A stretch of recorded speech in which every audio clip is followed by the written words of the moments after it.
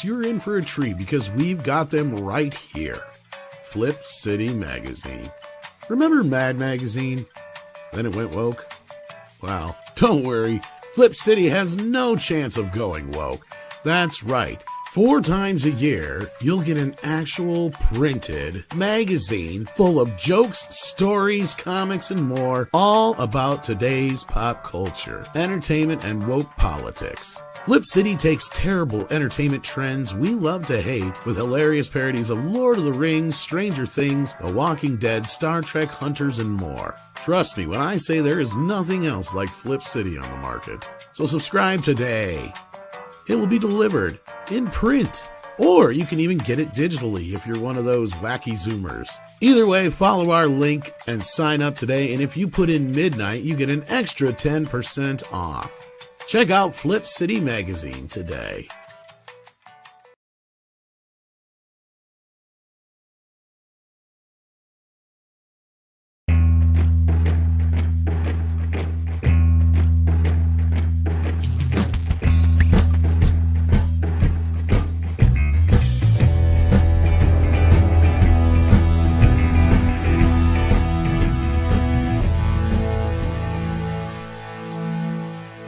Greetings, everyone, and welcome to Midnight's Edge in the morning on this lovely Friday. That is, it's not so lovely for Disney, who has had another week from hell, which we are going to cover fairly soon here. And joining us to cover that is Cultured Casino. How's it going, my friend? It's fantastic. I love it. We've made it to Friday. Friday is spectacular. Hi, Paul. Fantastic. Also here is, of course, Mr. Runner-Up, Paul Chato. Yes. Have you published any good videos lately? Well, I'm trying my best, except other people are beating me to the punch on the same topic, bastards. Yeah, because for those that don't know what we're talking about, after I published our What Did One Piece Do Right that Cowboy Bebop did so very wrong yesterday, I got an angry email from Paul. He apparently wasn't happy that I had stolen his idea and beaten him to the punch and did a far more elaborate video with the sponsor spot and everything before he got his one-person ordeal up. So I launched my video today. We took a slightly different tact. I mean, based on our knowledge and you know, what I'm trying to offer as a differentiator from other people, you know, on YouTube, as you did as a differentiator with your video compared to other commentary. There was only one real bone of contention, but we can get to that later. We can get to that. Speaking of, we also have Mr. Tom Connors here. Hey, Tom, how's it going? I'm tired. Oh no. Yeah, that's how lovely Fridays often begin. Can I say one of my favorite things about coming here on Friday is that I really don't care about any of the Disney stuff, but I love hearing you talk about it. So I don't have to research it. I mean, I have my own cross to bear. I'm watching crappy shows like Ahsoka and things like that. Only Murders in the Building on your behalf. I do sacrifice myself. Yeah, we appreciate that. At least I don't have to sacrifice. I don't have to sacrifice myself at the altar of Disney corporate. And I just listen to you guys tell me about it. And I can be the Ed McMahon of your channel. And speaking of Disney corporate, things have been pretty I want bad. to hear Dish Girls.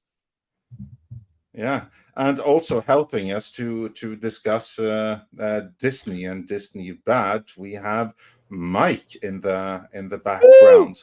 I have to ask here, Mike, are you impressed that the Disney share price actually dipped into the 70s the other day here?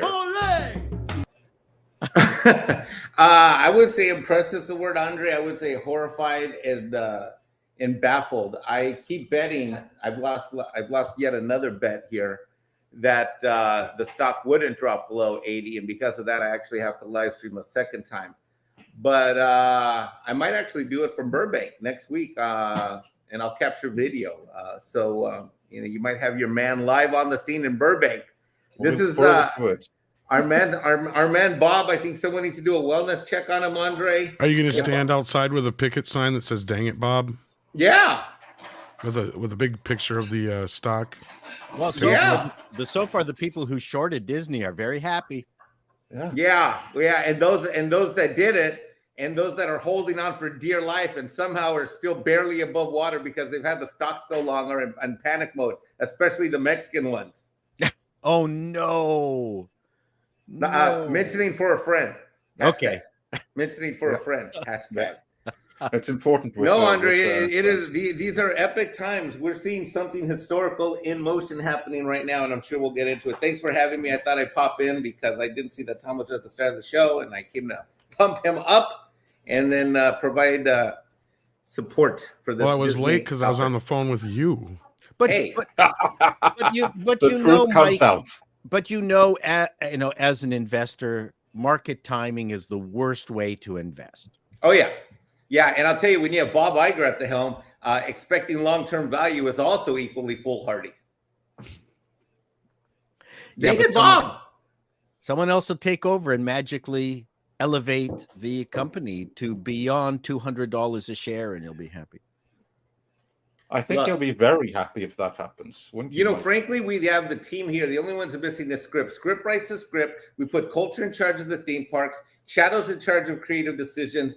Tom's the VP and executive producer of creative output and development. Andre's the CEO. I'm the CFO. We could turn this thing around in 6 to 12 months. Just the 6 of us guaranteed. I want a shower in my office. Yeah, you can have the shower. You can have the little. You know what, Tom? I will get you a 100-inch TV screen for your office so you can preview all and you can watch all the dailies from the creative. And we're also going to get you the best 4K player. And for everyone that wants a shower in the office in the C-suite, we're Disney. And even if it's strike and everything like that, we can afford the couple of $1,000 it's going to take to install showers in all of the offices.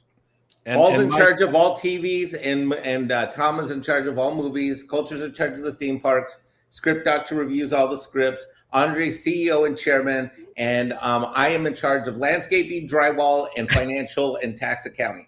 And pool cleaning. And pool cleaning, yes. Yeah. I just have to make one correction. I am pretty much only qualified to be the goofy mascot in the park. That's about my total qualification. Well, I think in the parks, Mr. Canoehead should have his own theme park area. Hey, there should be a Mr. Canoehead land.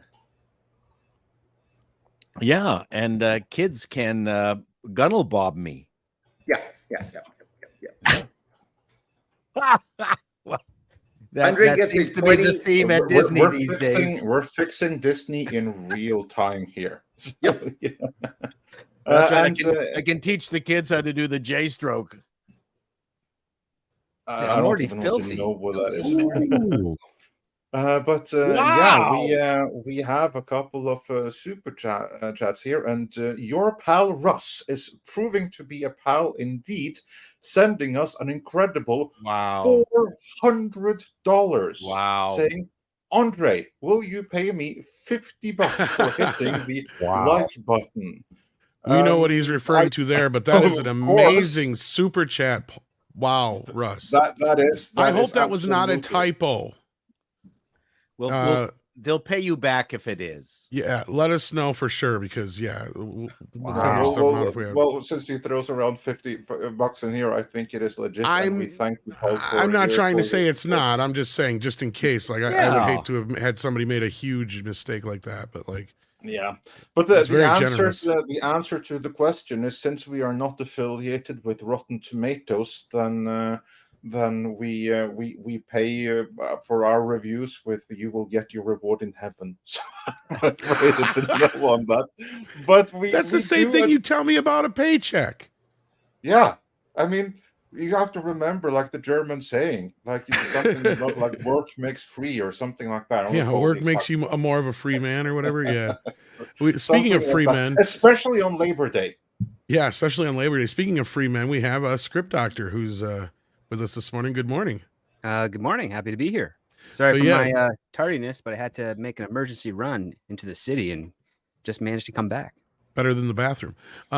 Russ, thank you so much again. But like you're of course joking about the whole Rotten Tomatoes scheme that was blown open recently by Vulture, and it was kind of like to us, it was like, well, yeah, we've been telling you all this for years, but what this is confirmation, pretty much. Well, not solid confirmation, but more than enough evidence that we needed to prove that what we've been saying for the longest time is true, and that's they're gaming the system, right, Andre? Indeed. And because we dropped the video on this earlier today, which is based on a scoop from Vulture. And the importance of that scoop, because I saw many in the comments like, well, what's the big deal? We all knew this. Yes, we all knew this, but something that we all know until it is published in the industry trades is a conspiracy theory. The moment it's traded by, or published by someone like Vulture, it steps from being something we all know that falls into the conspiracy theory category into now it's a fact and something that the industry has to deal with. And I've seen a few other commenters who are more pro-industry affiliated with it, trying to squirm away from the question. But the fact of the matter is that Rotten Tomatoes is corrupt. The critics are on the take, and the system is actively being gamed to present movies as better than they are. And to me, this was the favorite part of the whole Vulture piece, which we broke down in the video from earlier today when they spoke about exactly what they do with the release of blockbuster movies. So this is what Disney and everyone else are guilty of. This is what all the DC fan screenings are all about, which is basically they invite certified or critics with a presence on Rotten Tomatoes. They wine and dine them, give them a special screening, particularly invite those who are the most prone to liking the movie, get the reviews as positive as they're going to get, and then embargo and prevent anyone else from seeing it until it opens to the public. It's actually more nefarious than that too, because that was one example. That was one example. And they even mentioned one example of a movie that's based on like 6 reviews or something like that, had 100% on Rotten Tomatoes, and then they didn't want to screen it to anyone else because they wanted to market that perfect 100%. Who owns Rotten Tomatoes? Is it Amazon? Comcast and Warner Brothers and Fandango. Yeah. Okay. And that's the funny part here is they're not to poke a bear, but like, all the Snyder hoes are out there going, see, we knew this was bullshit. You need to change your numbers on Man of Steel and BVS. It's like, dudes, they said 5 years, not 7 years. It's like, not only that, the company that you're griping about owns Rotten Tomatoes. Like I said, let's take a big step back. And whose movies have benefited the most from this? Disney. Why? Yeah. Because Comcast and Warner Brothers are probably taking Disney money. And then when I said earlier, it gets worse than what Andre's saying is not only do you have that typical thing, which we all predicted and said that was going on anyway, and was never even being denied. The other side of this is we literally have Payola. We literally have this company, Bunker 15, which is just one example, where they curate critics that they know will more than likely go along with whatever they want for $50. There's some cheap hoes. Yeah, and that of course is where the message in the very generous super chat from your Paul Russ, and we thank you, Russ, comes for $50 is what the cost of a positive review. Well, the other thing that might actually end up being a backlash to build off Tom's point with the Snyder Bros is that because Warner Brothers owned a portion of Rotten Tomatoes, possibly the positive numbers are not real. Bingo. In other words, you can't trust anything on Rotten Tomatoes. And Andre put it best, I think it was yesterday on Mr. H's stream, where you said, there's no fixing this. You can't fix it. It's already broken. You either have to just burn it and start all over, or, just let it continue as it is. And the fundamental problem here is that, there's nothing like what is Rotten Tomatoes? Rotten Tomatoes is just an aggregator. Yeah. That is it. That is all. The fundamental problem here isn't Rotten Tomatoes. It is the professional reviewers themselves. It is that they are on the take. It is that you cannot trust their reviews. This is where all the old school filmmakers like Paul Schrader says, oh, you have to read the reviews. No, it doesn't help to read the reviews if the review has been bought itself. Case in point, this is the point I made over at Mr. H Reviews yesterday. Look at Lord of the Rings of Power over on Amazon. To me, that was the most clear-cut example. If you go back to that, we covered this at the time when I went through several reviews, or actually read those reviews in detail. And these were reviews that were listed as positive. And they, at first glance, read as positive, really glowing reviews. But if you really dissected what they were saying, the only thing that was positive was the special effects, and it was the diversity. Those were the only positive attributes about the show. There was nothing positive said about the characters, nothing positive said about the story, nothing positive said about anything. If you really dug down and you read between the lines, you would see that the review that looked so positive, in reality, was a negative review filled with hedges that they could go back later because they knew that this was a stinker. And if some publications even put out articles afterwards, I think it was Newsweek or something that said after the fact that now that it's over, let's admit that it was a stinker. It's the same publication that had been praising it like there was no tomorrow, presumably when there were some benefits in doing that. Well, especially if they are praising the special effects, they're liars. Yeah, and that was the only thing they praised, that and the diversity. And that's what I mean. Then it doesn't help to read the reviews because the reviews are on the take. That's the problem with all the review aggregators. They're not the problem, they're just a symptom. The symptom is that the reviewers themselves are on the take. And here, this illustration... I can't remember which studio head it was, but they said they hated Rotten Tomatoes, but independent of this controversy, they felt it had a profound effect on their movies, and they just hated the entire concept of Rotten Tomatoes. Exactly. And this is the problem that we have on screen right now. And for those who are only listening, on screen right now is a graphic that illustrates the problem with Rotten Tomatoes. Because here first we see like a list of reviewers and what kind of score they have given the movie out of 100. So you have like one that gives it 60%, one gives it 63. I disagree with this. It should have been like 1 6 out of 10, 1 6.3 out of 10, 1 6.9 Yeah, out of 10. you didn't make this graph though. I found but it. So I know, but they're all positive, and since they're all positive, but very mildly positive, so we're dealing with something very cookie cutter here. It gets 100% certified fresh. But then you have something that's more divisive, where some people absolutely love it. They give it a 9.5 out of 10, a 9.8 out of 10. But someone else really dislikes it, half dislike it. So they gave it a 5 out of 10, 4 out of 10. It is now certified rotten with 50%. Because that's what you get with a pure review aggregator that only counts positive and negative, but that ignores how positive and how negative. This is why those who really understand film dislike Rotten Tomatoes, because something can have 100% and be the most boring, trite, vanilla, cookie cutter, forgettable bullshit there ever was. It's just non-offensive, and that gets you to 100%. Whereas you want to do something a little bit more original, something that's going to stand the test of time, chances are you're going to be closer to the rotten range because not everyone is going to like it. And this is completely independent of the Payola Yes, this is independent of that. This is just a problem with the review aggregators. But then, of course, comes the payola on top of this. When, for instance, Amazon makes it clear that, oh, we expect positive reviews here, and everyone compromises their own long-form written reviews while they censor negative audience reviews, because that's what happens too.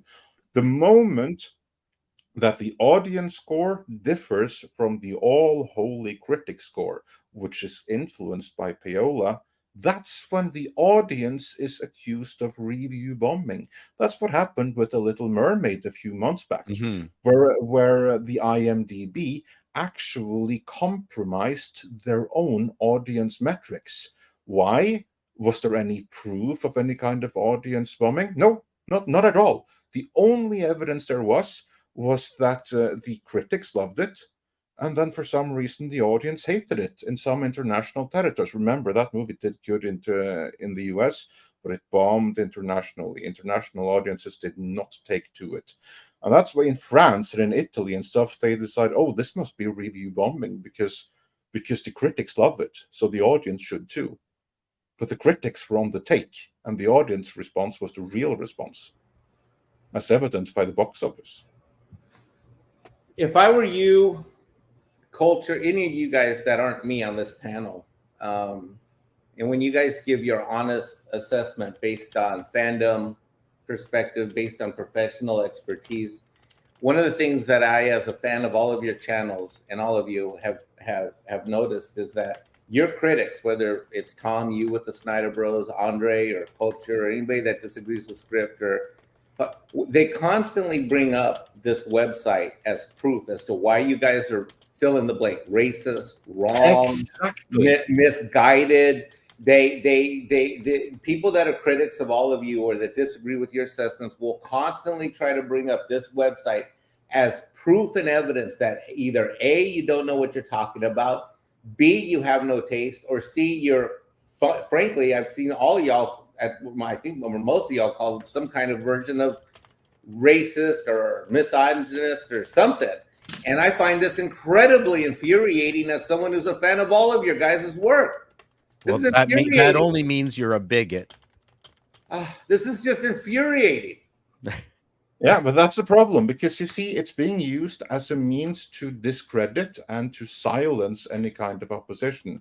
And if you try to say, oh, but Rotten Tomatoes is compromised, the critic score is the problem here, well then, up until this Vulture article, and this is what's significant about it, you were a conspiracy theorist, because then you just had the accusations. We can all see it, but unless it's published, somewhere credited, until it's peer-reviewed, so to say, somewhere like Vulture, then all you have is conspiracy theory. But the moment it is published in a peer-reviewed publication, of course, there's no peer review in the Vulture, but you catch my drift, because you have the exact same thing in science right now, where you also have like barriers to entry, which is called peer review. And yeah, but this is the issue, exactly as Mike was saying here, that it's being used to silence and discredit when you have the critic score, because it's seen as the gold standard. It is seen as this is the correct thing, and if there's deviance from it, then you have review bombing. But really, it's the critic score that is review bombed with positive reviews. That is what is being rigged here, and it has been all along. Yeah, it's, and not only that, there was a little bit more in this about how the pool of critics has changed, right? Remember Brie Larson's famous speech, and I wish we had kind of tied it to this in the story, and also I stumbled across a 2017 article where the studios were talking about how much of a problem Rotten Tomatoes was becoming, and that is probably the kernel of where this all began. And and it basically was saying they're going to shift their focus onto that. And as far as the critic pool, this was the thing that Brie Larson was talking about, where she said, well, I don't need to know what a 40-year-old man thinks about A Wrinkle in Time. Because at that time, majority, not really so much at that time, but throughout history, let's say, majority of film critics have been mostly white men, and or white women. But that being said, we have a much larger pool than we've ever had in the history of critics, right? Mainly because of YouTube and social media. But it is not that hard to get to be a certified critic on Rotten Tomatoes, right? Like, that's my point. Compared to what it used to be able to get to be somebody like a Roger Ebert or a Gene Shalit, or somebody who could get to that, upper echelon as far as people know you as a critic, right? Like, there's only a handful of critics I could really name before, and now I could name a dozen just because of YouTube. That's one thing. And there's such a diversity in thought, I guess, but at the same time, I see a lot less of a barrier for entry, because what are their credentials, right? Like, that's the thing. There's no way in hell half these quote unquote critics have seen a third of the movies that most critics used to. So they have no frame of reference. They're just saying it's the best thing since sliced bread, no matter what, just because they got paid $50 or they're getting wined and dined by the studio. We all knew this. And like you said, Andre, the big part about this is it's not even so much about Rotten Tomatoes, even though Mikey's right. It's about the whole thing as a whole. It's about every time they've accused us of something. It's about every time they've said, oh, it's just a conspiracy theory. You guys are full of shit. Between this, the article that we got on Disney recently, and a few other things that we've been hearing, we've been getting nothing but proven right all along. Oh, yeah. And it's everything they've ever accused us of, they're guilty of times 10. Well, exactly. there is one. That's the projection of it. There is one, I guess, milestone every film critic could do if they want to be considered a legitimate one. Each of them has to make their own version of Beyond the Valley of the Dolls. Only a few people will get that joke, though, Script. That's fine. And if you don't get that joke and you're a critic, that's a problem. That's a problem. Exactly, Script. Exactly. That is a good point. Yeah. But yeah. But that being said, I hope you got your 400 worth, Russ, and we will give you a like. We'll give you a good review for $50. We will give you a like. We'll make an exception for you. Yes, we That's will. But otherwise, that's why you guys should be stinking mad. If I were you guys, I'd be so freaking mad right now. I'd be livid. I mean, this is. I'm not. You want to know why, Mike? I mean, why? I feel vindicated. First of all, second of all, I'm laughing my ass off because these motherfuckers are cheap hoes. Ain't no fucking way I'm giving most of these movies a good review for $50. They better start talking 5 figures before some of this shit's happening, right? Like, that's what I'm saying. So, like, these bitches are cheap. Their credibility is very inexpensive. Yeah. Yeah, that is kind of like what surprised me the most as well, because like, just me personally, if it was like talking about a review for a movie or series and the kind of stuff that we cover, there is no price where I would outright lie and say something I may, when it's something that has nothing to do with the channel, like endorse some mobile game or something, I may perhaps be inclined to take some money to give a scripted endorsement of that. But I would never take money to, like, for instance, go and say, oh, wow, like the Marvels is amazing, it's the best movie ever. There's no price where I would sell out my integrity for that. And if there was, it would be a whole hell of a lot more than $50. That's kind of like my. It'd be more like 50 grand. We're talking, maybe. I have a standing rule where even if you do pay me 50 grand, I will put in an acrostic that this is a paid review. Yeah, see, that's the other problem too. That's also yeah, that's also clear. Like, for instance, if I do endorse something, I'm going to say right away, this video is sponsored by, to make that pretty and abundantly clear. And that's what makes you all different from all of them, because wherever you sit politically, from a cultural and a moral and a value standpoint, all of you guys on this panel have moral fortitude to where your integrity is not for sale. And that's what I love about all of you guys. I don't know. I'm more mad. I think I'm mad for all you guys that this thing came out. This article pisses me off to no end, and it should piss off a lot of people. And this channel needs to do exactly what Andre said the other day on Wednesday when I was listening to the replay of the show, which is that this thing needs to be dismantled, destroyed, and just taken out. It has no value. It has no credence or credibility. And all it does is create damage and misperception. Yeah, but I'm actually really, really happy about this. So, like, I'm not upset or angry at all, because what has happened all the time. The only thing that happened with this article is that this is now fuel. This is ammunition that we can use every single time Rotten Tomatoes is tried to use for something going forward. When they try to frame, for instance, the Marvels, then again, as this massive hit, look at this Rotten Tomatoes score. Boom, there's a Vulture article, and we can pick that apart right away. And the reverse is also true. If they try to depress a movie that people are liking, you show it to them again. It's like, boom, Here you go. I am so happy for this article because it just, as Tom said, it vindicated everything we have been saying the whole time. And of course, when we were saying it, it was conspiracy theory. When Vulture is saying now, it can't really be denied anymore. So it was basically just that this is the vindication of what we've been saying the whole time. So I'm ecstatic. But Mike, I do appreciate your sentiment because it comes from a place of love. Love you more. Yeah. Well, YouTube allowed a lot of initial reviewers to buck the system that existed at the time, which is very similar to the system that exists now. But I think more and more people have gotten used to listening and accepting the reviews of the YouTube reviewers and online reviewers, and that's been going on for years now. The studios really don't like us, and even the people who are, I don't want to name names, who have gotten mainstream by just dint of the fact that they've been on YouTube for such a long time.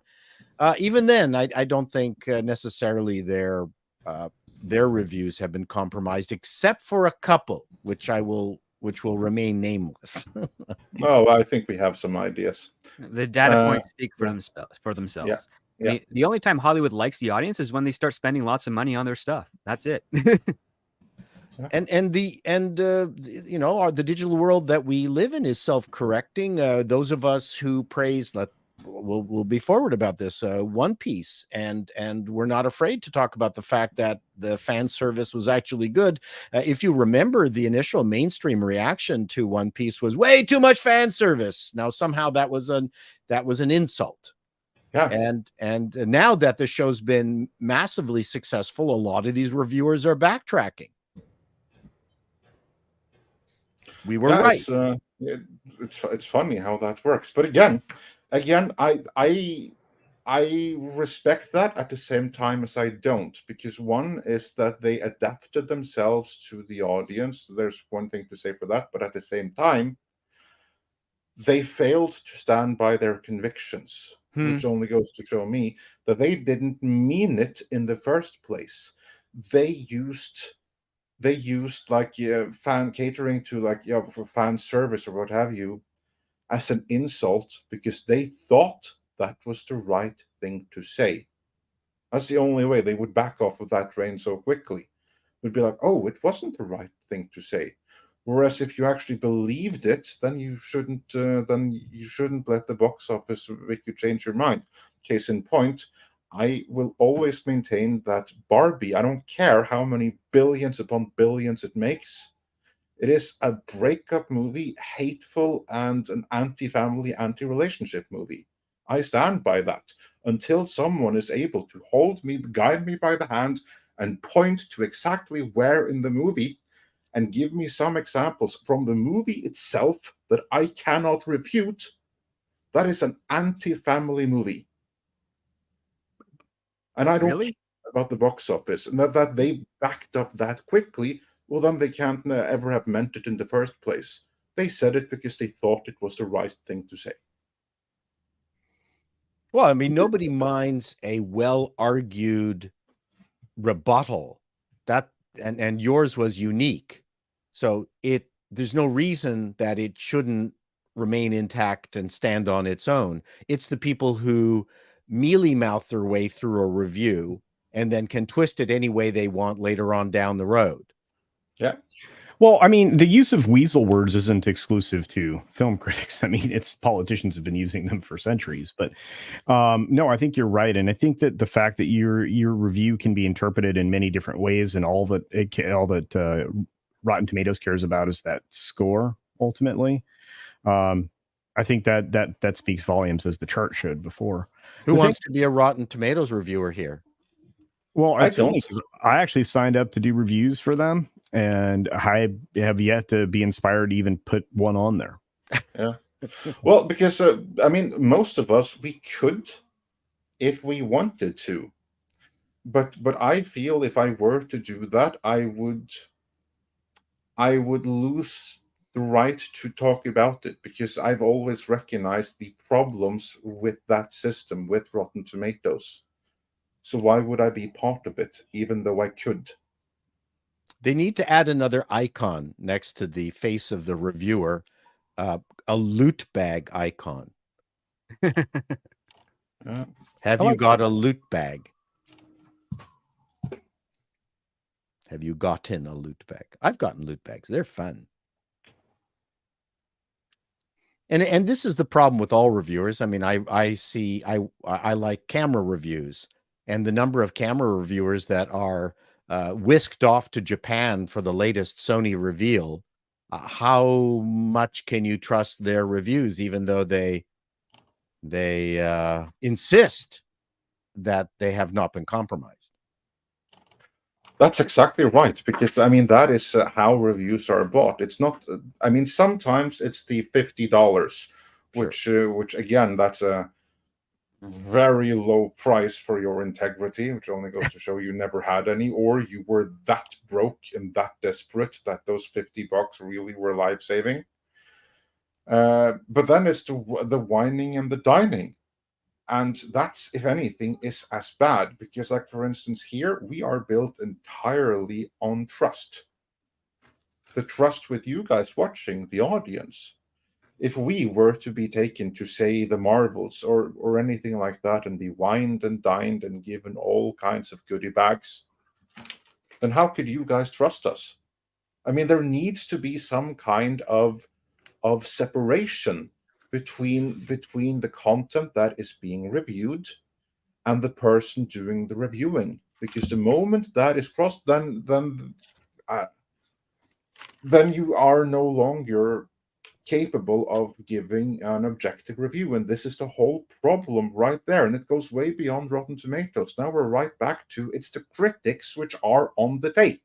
You just gave me an idea for another. You just gave me another idea for a sketch there, Andre, as a reviewer. Does that mean that you forgive me for putting? Yes. Yes. So this is so the premise is, I'm going to pitch the premise to you. I pretend I'm a reviewer, and then I talk about all the things I got for, I got a trip to England. I was put up at the brownstone. I got this loot bag. I was put it around in a limousine.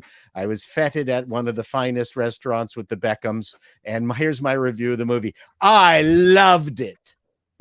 Yeah. This is my honest review. It was great. Make no pretext of what the purchase of your loyalty resulted in. There were a couple of YouTubers that actually were like that. That did have the faith of their audience before, and then Rings of Power and other stuff came along, and they were chilling for it when it was very clear that they otherwise wouldn't have been. And the show was so bad. That was the other thing that made their reviews so revealing, right? The show is so utterly awful. And then you had those fake experts, those fake fans of Tolkien.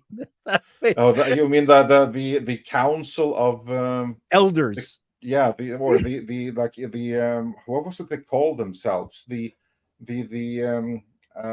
Fellowship of Influencers is what they called themselves, because they admitted they were influencers. And some of them admitted afterwards, oh, I never saw it. You're right. And they never reviewed it. There was like nothing afterwards. So yes, a bit Hollywood has always purchased people's reviews. And even when they don't purchase a review, you'll get someone providing a scathing review. This movie, blah blah blah blah, and then the studios will put up on the on the poster. Rex Reed says this movie. That's yeah. Woo! You got to come see this movie. It's a movie. Come see it.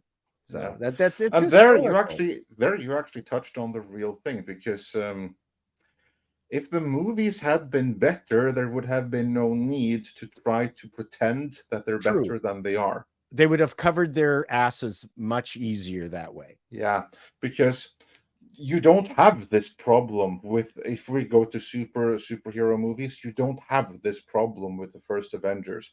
You don't have this problem with the Guardians of the Galaxy. You didn't have this problem with the Joker, because these movies were movies that just completely and utterly nailed it on their own right.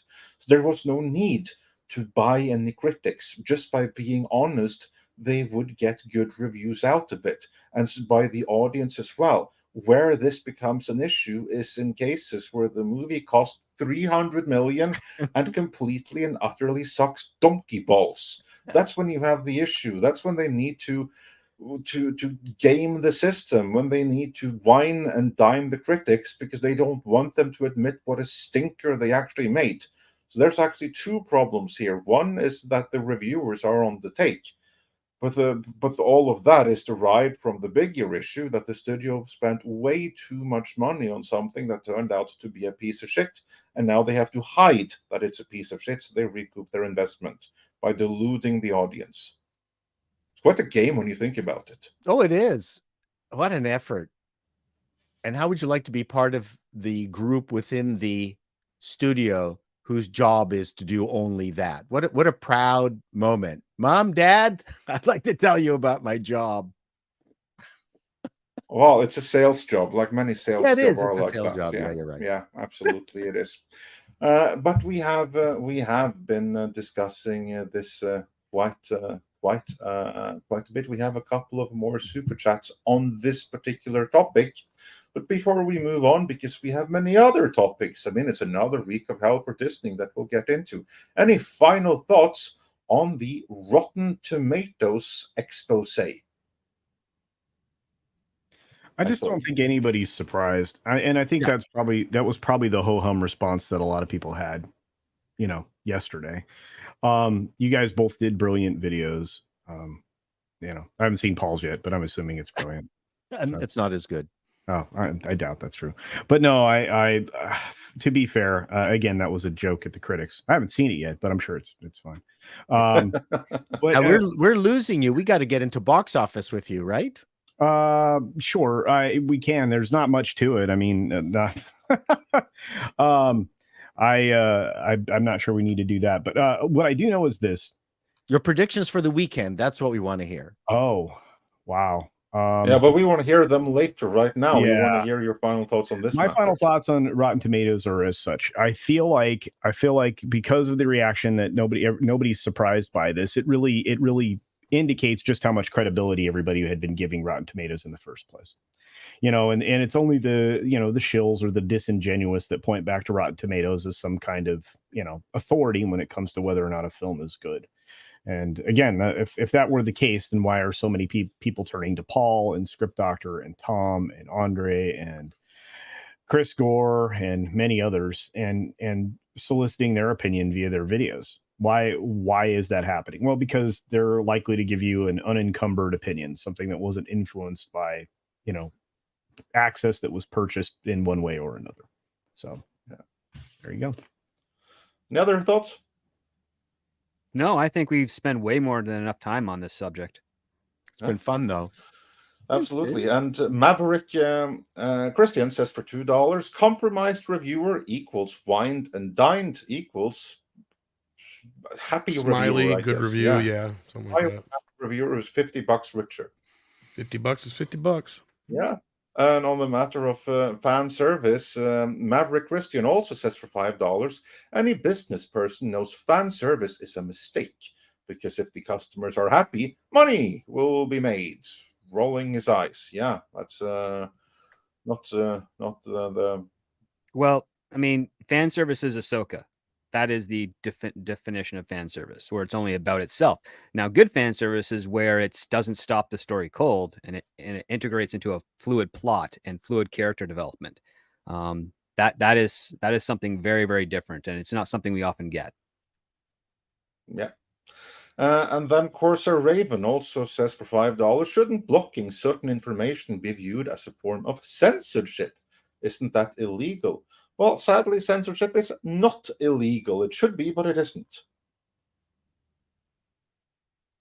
Yeah, it should be, but yeah, when they try to withhold the negative reviews, in a sense, it is censorship. In a sense, because they can't Problem outright is, say Rotten no. Tomatoes is also a private website, so like, Yeah, that's the thing, is they're busted, but there's no real recourse anybody can have on this other than just not to frequent them anymore, yeah, not to use that's them right. in any way. They're not doing anything illegal. There is no law that says that you have to be open and honest about movie reviews. Again, they're an aggregate, which means that there are tens of thousands of movie review sites out there that they draw from to create that number. So exactly. Then we have a couple of member chats. Angela Richter just became a member. Welcome. And Rico Zorro has been a member for 21 months. And a Tipping Bond has been a member for 10 months. And then we move into the next topic, as Ryan says, for 20 euros. Does Disney have enough cash reserves to absorb all these fails?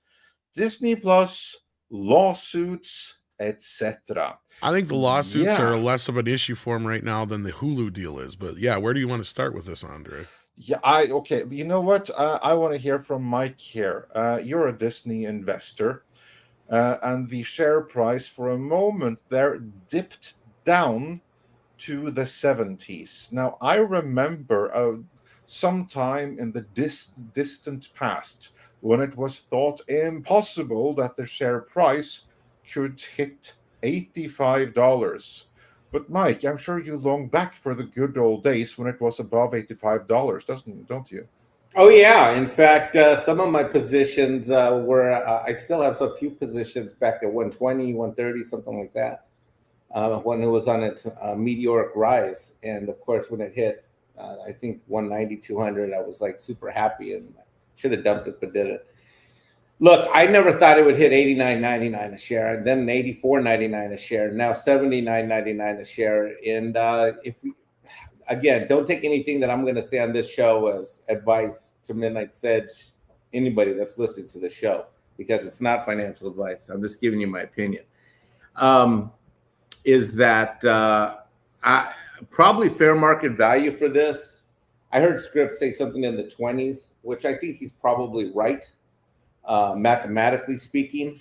But I think from a market's position, there's a lot of fluff on this company. I would put it in the 50s to 60s. I think it's got a lot more places to go, and they're losing subs left and right. When I saw my Hulu screen, when I logged in, and I saw an ad about 2.5 weeks ago, this is before the ESPN debacle, and I saw that they're running ads to add Disney Plus for $2 to all Hulu subs, because I am a Hulu subscriber, but I'm not a Disney Plus subscriber. And the ads were just running constantly, nonstop, and that signaled to me of desperation. They've got to prop these sub numbers. This is a company where they're getting what they deserve. Bob wanted to get that Netflix stock valuation. He wanted to get the stock into the 200 to 400 range, and he wanted it to be built on Disney Plus. Disney Plus has proven that it's a joke. Disney Plus has proven that it has no value. Disney Plus has proven that it's a failure. And it's really sad to me, because I reflect back on when I remember when I first heard about Disney Plus and I first subscribed. My dumbass actually vision. I distinctly remember having a vision, like it would be my mom, me, and my 10-year-old. Well, Max was, I think, 7 or 8 at the time when Disney Plus came out. But, just 3 generations watching, fill in the blanks, Snow White, Bambi, anything, the historical Disney properties. And it could have been a really unifying thing. Disney Plus could have been really amazing. It could have been something that worked hand in hand with bringing properties back out of the vault, showing them in cinema, as Tom has discussed many a time on many a show. And it could have been a really unifying force in American culture, and something where technology really could be that bridge that keeps families and values together. But no, it didn't turn out to be anything like this. And a company like this that pegged its future on something that was shallow, that puts out crap product that no one wants, and no one wants to watch, and no one will watch. The stock price not only deserves to be in the 80s, it probably deserves to be in the 50s to 70s. which every time I say it won't go lower, it does. And I think it still will. So it's sad. It's sad. People ask me, why am I simultaneously so hard on this company, yet I still own the stock? Look, I want this company fixed. I don't want Disney to die. That's not what I want. I may act like it. It may sound like it. I may be pissed off because they do stupid woke stuff. Yeah. I might be annoyed that my kids can't watch it and I took the subscription away. But I want this company fixed, Andre. I don't want it to die. I want it to be fixed. I agree. Can I just chime in there real quick? Yeah, go ahead. What we have to keep in mind is that the Disney company is an institution, not just an American institution, but by this point, a worldwide institution by the way of the cultural influence it has had across the world. And unfortunately, this company with such a great legacy has been hijacked. Right now, it isn't the Disney company. It's called that, but in reality, it is the Bob Iger company. And what Bob Iger has done is that he has basically, in a sense, retired everything that traditionally made Disney into Disney, and he has bought in new things and given those all of the attention, and he's hyper partisan, and that is what he has done to his Iger company. So what we all really want, we don't want to see Disney destroyed. We don't want to see the legacy of Disney go completely to the dogs. No, because in a sense, then Iger wins, because that's what he was doing all along. What we want is to see Disney restored. We want to see the rot that, well, it probably started even earlier, but it certainly was brought to a breaking point under Iger, and that is the rot that we want to see removed so that Disney once again can become the family-friendly institution that it once was. That is what we want to see happen. We don't want to see Disney just gone off the face of the earth. I mean, that being really nasty to what Walt Disney created, and Walt Disney would be spinning in his grave, or at least his frozen head would be doing something, if he could see what Iger has done of his legacy right now.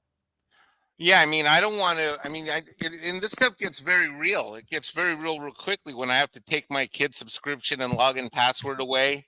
When I have to go to Universal instead of Disney, and one of the thoughts that I have is that I don't want to go to Disney because I don't want my kid. I mean, Max isn't going to buy anything at a Princess store, but I don't want him to get confused. He's already. I'm not going to. It's just. I'm a parent. I'm trying to raise a kid, and I want to have family fun, and I want to have a good time. I don't want to worry about all this crap in the movies and the TVs and the park experiences. It's freaking everywhere, and now in the politics. This company, I fear, is beyond saving, because with that article that came out this week. I'm glad you brought it up. We're about to go there. This article that I read it twice. It just. My chin was on the floor, because if that is not the ultimate vindication for what all of you, me too, on some shows, but all of y'all have reported and discussed, hypothesized, theorized, or repeated rumors from secured sources, it is just a ridiculous clown tent of idiots and morons and fools that are running that company. And anyone, frankly, that supports this company, which unbelievably my little sister does, she's a pixie duster, but anyone that supports this company in its current form and its current direction is part of the problem and not here for the solution. And I want to be part of the solution. Well, can I add one thing? I think we kind of forget that Disney had lost its way and had to buy its way back by bringing Pixar with John Lasseter, who took over the animation at Disney. They got the Star Wars franchise, as we know, and the Marvel franchise. Both of those energized a moribund Disney. And rather than if I may, what? They chose to do that. They didn't have to do that. No. But that's my point. My point is, rather than concentrating on their internal legacy and finding the cojones to recharge that and make that work, they went the lazy route. Now, spending billions of dollars, one could say, well, that's not quite so lazy, but I think it was lazy. And I think that's what killed Disney. So really, what would Disney Animation have been without bringing Pixar in? They have been lost for far longer than people are discussing here. Yeah, this is true. Disney Animation was lost, and they found one fix, and that fix was making them Pixar 2.0. Now, I maintain there was a different way they could have done it, where they would have maintained Disney's own identity. I completely agree with you. Yeah. That would have been the preferred. That would absolutely have been the preferred way to do it. And they clearly didn't do they had that. lost their way internally. Yeah. But we are, speaking of losing our way, we have someone else that found his way to us. Welcome, Mr. H. How's it going? Good. How are you? Doing good, doing good. I see you're in the kitchen today. Yeah, I've got to save my back. And yeah, absolutely obliterated. It's cooking with Mr. H. Yeah, I wish. That'd be good fun. Nah. Just chilling. I'd watch that. The catch is you have to make all the foods H. you make. You can only make a food if it starts with the letter H. Oh, I could do that. So like ham sandwiches. You could Hamburgers. You could make British cuisine that isn't oxtail soup. That's not very common over here. Isn't? In fact, very, very, very uncommon. Oh, I had it over there. It was horrible. It'd be a rarity. It's not common British cuisine. Yeah, speaking In fact, of you'd rarely find that on a menu. British cuisine, we just got a super chat from Mango Badger, who says for £10 at this moment in the UK, Disney are offering Disney Plus at £1.99 a month for 3 months. I was tempted for 2 seconds, but nah, they have ruined so much time to destroy the destroyers. Yeah, not doing too hot in the UK either. But we were or rather, Mike, you were mentioning this article, and just to bring us into that, because the big news with Disney this week is, of course, this article, which came from CNBC.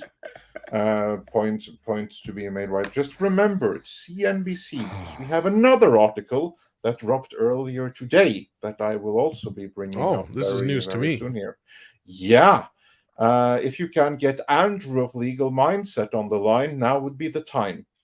I can see, but I don't know if he's up or not. We'll find out. Yeah, we'll try. But Here, I'll ping him. Tom, you focus on the show. Let me ping him. I'll take care of it. Stand by.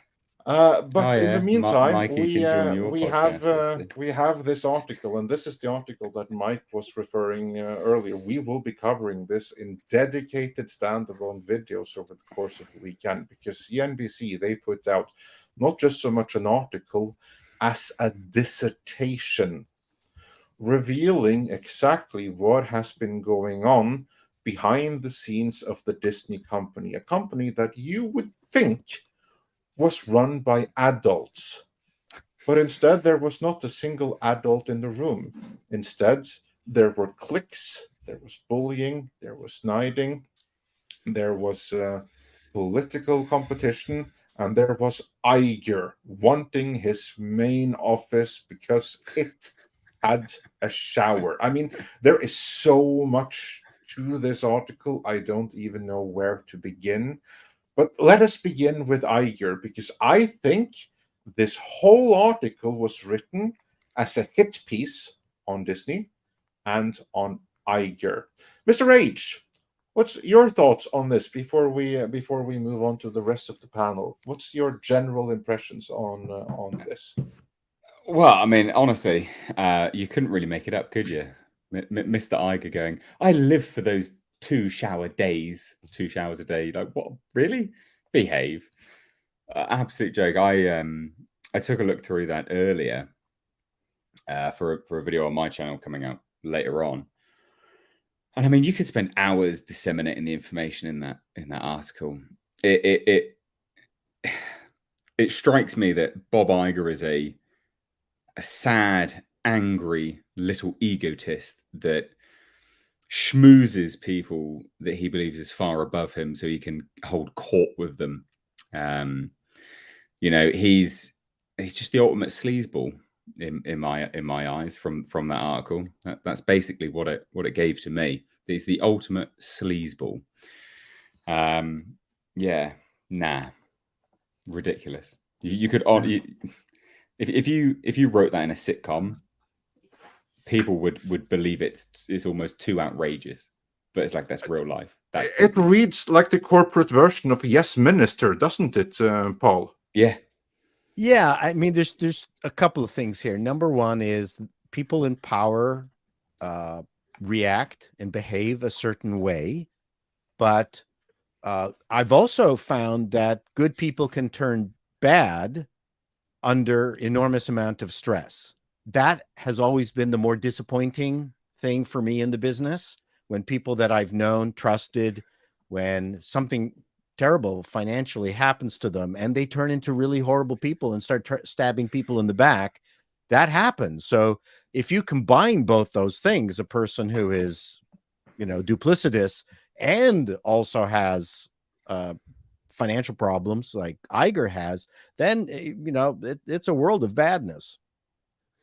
I think something which I pulled out from that article as well was just how tight Bob Iger is to the Democrat Party, being able to just pick up the phone and call Nancy Pelosi and be like, how quick are you going to be giving us that COVID-19 relief money? Well, that's insane. No, like, and that sort of close attachment to the Democrat Party should be something which is looked into even further with respect to his very antagonistic behavior with Ron DeSantis and the Reedy Creek situation. Surely, you'd think. Yeah, especially with the projection that was had there, right? Like the way they were trying to project onto DeSantis that this was all just a political move.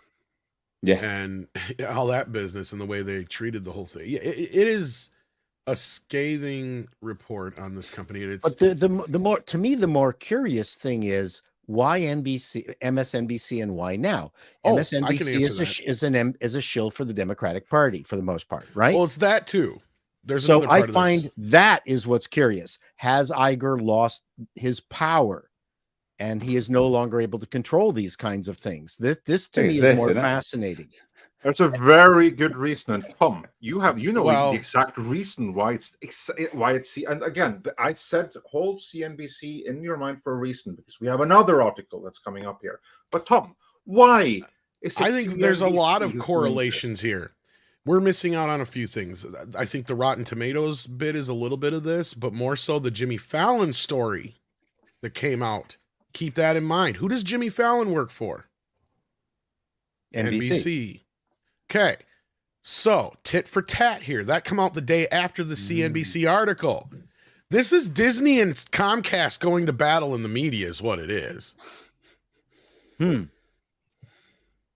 it's a proxy war. And, and who's winning? NBC is basically tanking Disney's stock right now, making them worthless. And these are the players that got to cut a check by the end of the month. What is the stock at the moment now? Because it did rise. It was at 79, and then it went up to 80, right, Mike? Or what's it at now? I think it's at 81. It did get to 80. And Comcast owns NBC. To 81. Yeah, correct? Yes. So this is basically those two going back and forth, and it's all because of this Hulu shit, most likely. Probably, yeah. Which is being moved up, which is now not happening in January anymore. It's now happening. Yeah, that's what I was saying. Now, by the end of this month, they're going to be able to call for that check. Yeah. Exactly why it is happening now and not in January, that is something Mike will have to explain to me, because that is a little bit too technical for me. Well, I think it's rather easy. Do it, then go for it. Yeah, go ahead, but I think it's rather easy to explain. They need to have this happen by the end of the quarter, because it'll be the end of the fiscal year. And they're going to dump all of their bad news, including all the layoffs that are coming and everything else, into this quarter. So you're going to see, again, when I heard originally about the layoffs at Disney, I didn't hear about the 7,000 people. I heard somewhere between 12 and 15,000 people. It doesn't make sense to lose people in certain entertainment divisions and or in the parks until after the busy season is over, particularly with the parks. So they're going to be able to streamline their park employees and reduce down the number of them after they're through what was supposed to be a busy summer season, which wasn't. they've got a number of problems to kind of stack into this quarter, so that they only really are hoping to have one last bad quarterly report. Because once we get to next year's annual meeting, they have to have this thing turned around, or I'm telling you, Peltz is coming. Well, that's on the Disney side of things. On the Comcast side of things, they want to do this deal as soon as possible, because they need to pay for a bunch of content that's going to be releasing this fall that might not deliver. That's true, but they also are they're also in a wonderful position, because they're going to steal market share from Disney, because they're going to open up Epic Universe this year, just in theme park alone. That's going to be, that's a Disney World killer. And then at the same time, you also have the fact that they will have a significant portion of control via the stock that's going to have to be exchanged of Disney. I think, and I forget which person it is that I need to give credit for this. Could be Mike, could be Valiant Renegade, could be Pro, could be Jonas. But you're talking about a giant percentage of ownership by Comcast of Disney that would exceed that of the institutionals. It would be the single largest shareholder, which would be their corporate competition. And that brings with it a whole bunch of other legal options, obstacles for them as well. Yeah. So just consider this: the carefully placed board that Iger was bragging about could be disassembled by Comcast. Yeah, and this would be the same board that all of us have been complaining is the weakest board you can possibly imagine. I mean, I don't know of any company this size that has a board of such unqualified nincompoops that have no business being on the board of a company like Disney. And now we know why. Iger handpicked them to be his perfect stooges. These are people that he can wine and dine to do his bidding. Like, oh, I need to. Okay, here's someone who's like really fascinated with the Marvel movies. Well, I'm gonna take him and host a party for him with all of the Marvel cast, and then he's gonna vote my way.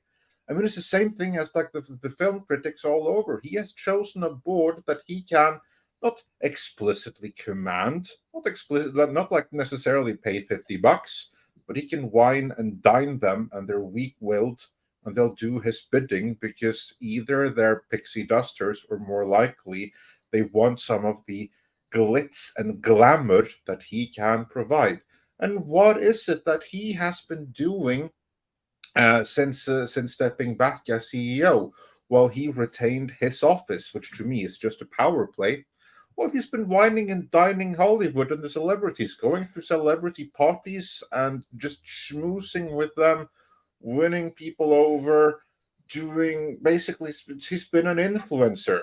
Gotten to the point where he's like, hey, Scarlett, I got a board member who needs winning over. Can you whisper something nice in his ears or something? That's what he's been doing. Until he came back, when he decided that now it's time for me to return. Yeah. Well, he's never been gone. That's the thing. Exactly. We maintain that from the start. Yeah. Yeah.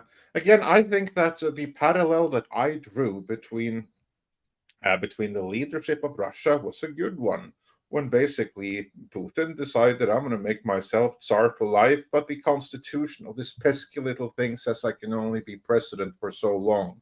So I'm going to step back for a little while as prime minister, while you, stooge, know your place and you be prime minister, that I can whisper anything in. And as soon as the time is right and the constitution allows, and they just flipped in places. And that's why I said the bathroom thing is, I know that's kind of funny and we've joked about it a lot, but I think that's a very important piece of information we have. It's vital. Because what that is it shows us that Bob tested Bob Chapek, and Chapek folded like a piece of paper, like laundry or cheap laundry, whatever you want to put in there, because at that point, whether he wanted that fucking shower or bigger office or not, that's not the point. At that point, it's a power play. It's like, that's where Chapek should have been like, no, Bob, your time is done. This is my office now.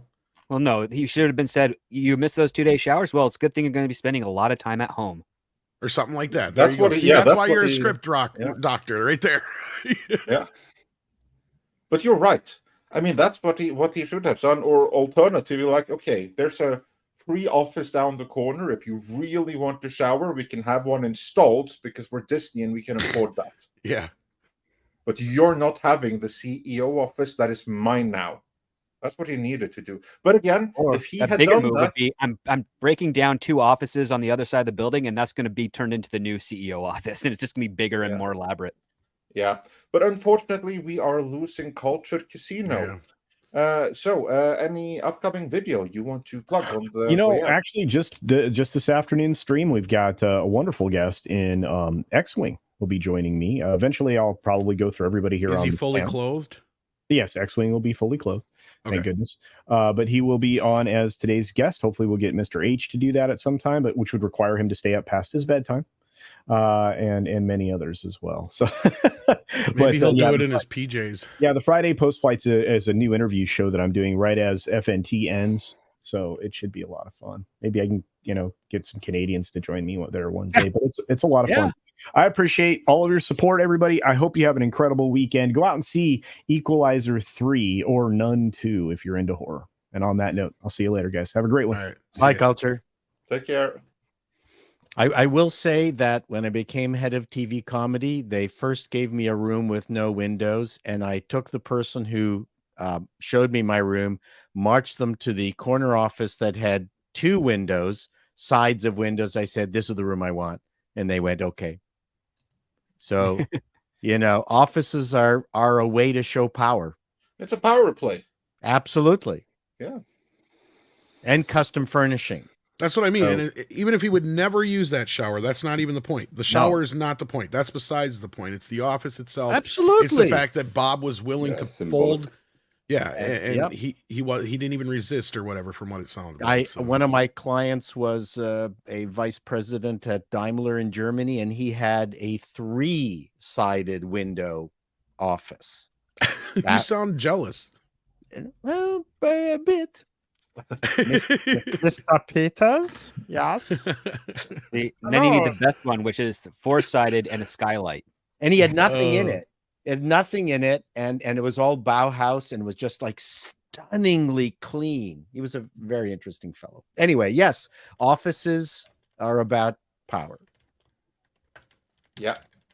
And moving on from there a little bit, I hope that we will get Legal Mindset eventually, but we are going to get straight into this story here right away.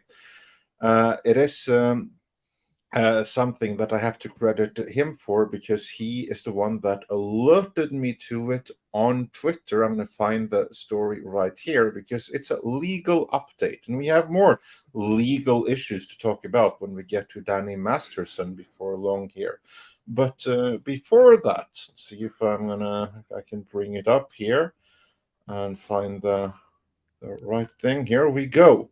It is an update on the Disney lawsuits, rather from Disney's point of view, because it now transpires that Disney drops all but free speech claim in political retaliation suit against DeSantis. Remember, Disney, they were counter-suing Florida for all of this discrimination and everything like that. I thought they were already winning.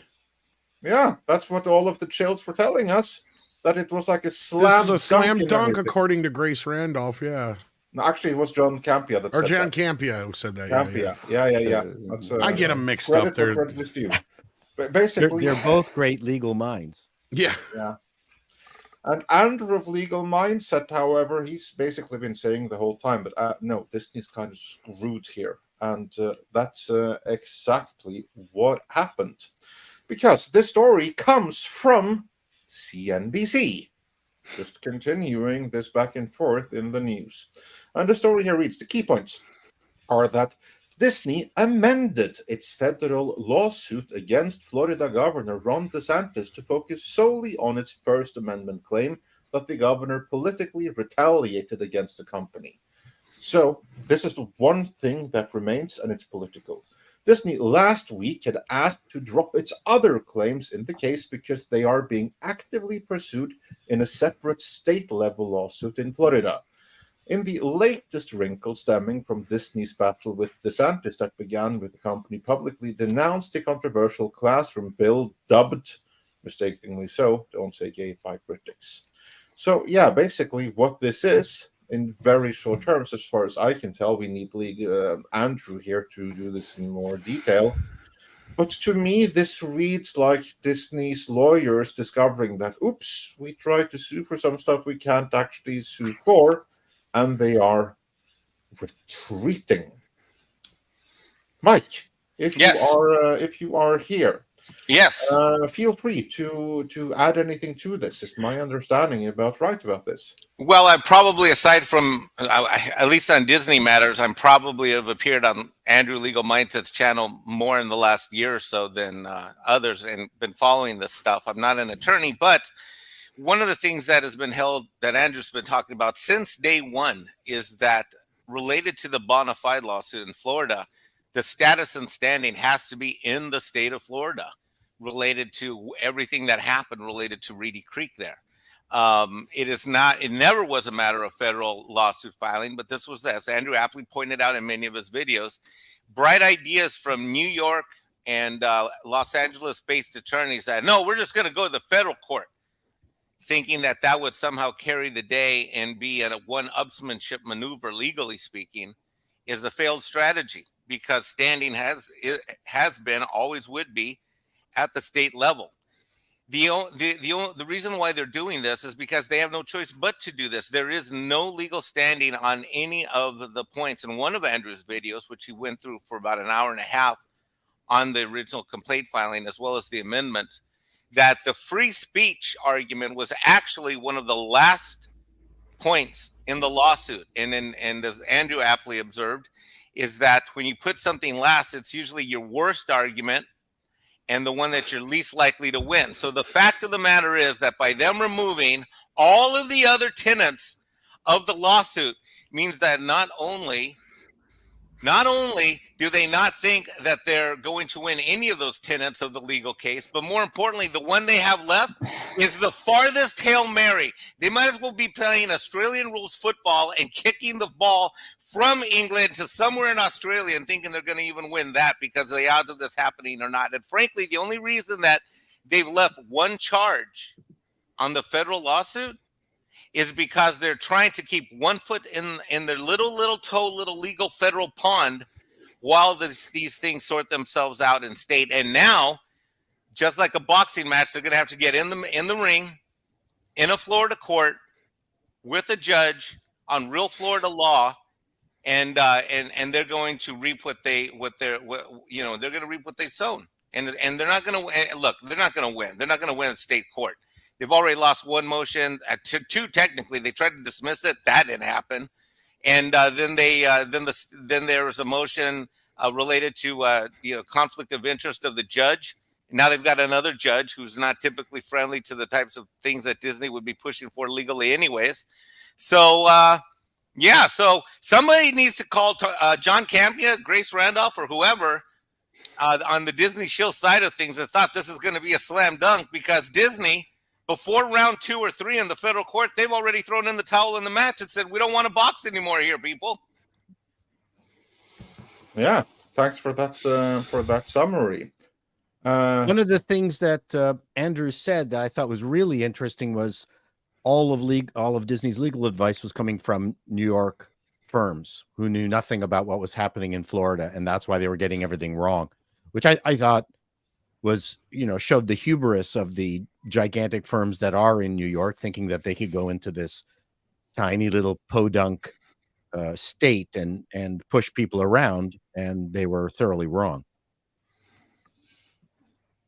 Yeah. Mr. H, any thoughts on this most recent development? Oh, well, I mean, it's just hilarious, isn't it? Really, what else do you say to it? I mean, it's as Mike said, that the final sort of argument you've got is the weakest one. That's hilarious in and unto itself. I mean, I can't really comment on the sort of legal situation of it all. I'm not massively up to date on it. I'm not an expert on it, but it never seemed, from a rudimentary glance, it never seemed like their arguments could stand up. Again, I don't know much about it, but from what I knew, I looked at it all and I'm like, what? This doesn't seem. It never seemed to stand up in terms of, in favor for them. But the thing which I find most comical about it all is the hypocrisy of Disney's argument going, free speech for a company that belittles free speech at every possible turn. And it's just the rank hubris of the company being able to, whip that term out, at the sort of behest of positively bolstering their argument rather than, sort of living by, free speech law anyway. It's hilarious. It's absolutely hilarious. So down with them as far as I care. I mean, couldn't happen to a more befitting company at this point in time, and also a more, I don't know, a more befitting CEO. That angry, sad little egotist that is Bob Iger. What a pathetic little boy. Yeah, I his, want Iger sanction. I want to highlight that I think Andre's hitting on something that I'm going to make real obvious, which has to do with there's a trend forming with CNBC. Let us not forget that CNBC has not only released these articles, but it was a CNBC interview with Bob that first pissed off the Hollywood actor types. What, the comments that he made when he showed up at the Billionaire Summit. You're talking about that Happy Valley sort of. Yeah, area Happy that Valley. he was- Exactly, Nate. Yeah, Exactly, Nate. Remember? Yeah, the Happy Valley Summit. That interview. And what was interesting wasn't just so much the interview. What was interesting is that when Haber was interviewing with his colleagues at the desk, you could tell that he was holding himself back from going full apeshit in that interview with Bob. He was being reluctantly professional and really wanted to go after him. So I think CNBC has had it for Disney for a while. And when you've lost the narrative on CNBC, which is essentially the financial CNN, they're very woke, they're very left, they're tied to MSN, they're tied to MSNBC. I mean, this is CNBC we're talking about here, people. All right. So when you've lost the narrative on CNBC and on their online print, electronic media, and their video media, this is a trend that started back then, and CNBC is no friend of Walt Disney at all, and that should tell us something pretty severe. yeah. It's the rats leaving the ship, isn't it? It's the circling of death at this point in time, and I think there's a lot of studios, companies, media conglomerates, whatever you want to call it, that are all testing the water on who's going to fold first from these strikes. I mean, you mentioned that Billionaires Summit, and the hilarious part of that, when Bob Iger said what he said, he genuinely thought he was going to be praised in the media. He conducted himself in such a way that he was like, this is a great soundbite. This is brilliant. Creme de la creme. And he got ripped apart. And it's like a game of ping pong between which studio is going to fold first. Is it David Zaslav in the media? They're going after David Zaslav. Oh, he said something wrong. Oh, can't have that. Disney. Oh, the Paramount. And it's this constant backwards and forwards. And CNBC is just it's another media entity, isn't it? Right. So with the strikes that are going on and the businesses being lost and the sort of media sort of content going down the drain, it is almost like these businesses are like, right, we have to start turning on one another, I guess, to a certain degree. I mean, they're doing it for other reasons as well, but every single business is doing the same thing. They're always bouncing from one to another. Like, I'll go for them next. I'll go for them next. But Disney's just so much weight behind their downfall at this point. Yeah, there's something to that, Nate. But here's the thing: is like with Zaslav now, the beauty with him is he's probably sighing a bit of relief because a lot of this shit has taken a lot of the spotlight off of him. Now, as far as the rest goes, like, yeah, it's. Go ahead. Sorry, you were going to say something. No, I was just going to say you're completely right. I mean, David Zaslav, I think, had the heat taken off of him when he corrected his own executive at his the Warner Brothers Discovery earnings sort of meeting where the executive was like, "We've saved 100 million," and he was like, "Yes, but we really actually want to get everyone back on board. We want to talk. We want to work this out, etc." From then on, nada. There's actually been nothing attacked. I think the media. Big story here is all these large corporations using their media outlets in proxy wars. Well, that's exactly what I was going to say next. What Nate was bringing up there. Which group is using the Wagner group? That's what I want to know. It's not so much that they're just going after each other willy-nilly, and Mike may be able to expand on this a bit more, and this is why we keep bringing up CNBC and Disney, and the Hulu deal is, Mike, why exactly would CNBC or Comcast, let's just call it like it is, why would Comcast benefit from continually attacking Disney and making their stock go down, down, down, when they clearly need them to pay them by the end of this month, or want them to pay them, or will be calling for that check, I should say? I think I have an answer. It means that potentially Disney might offer a chunk of the company to Comcast as in compensation.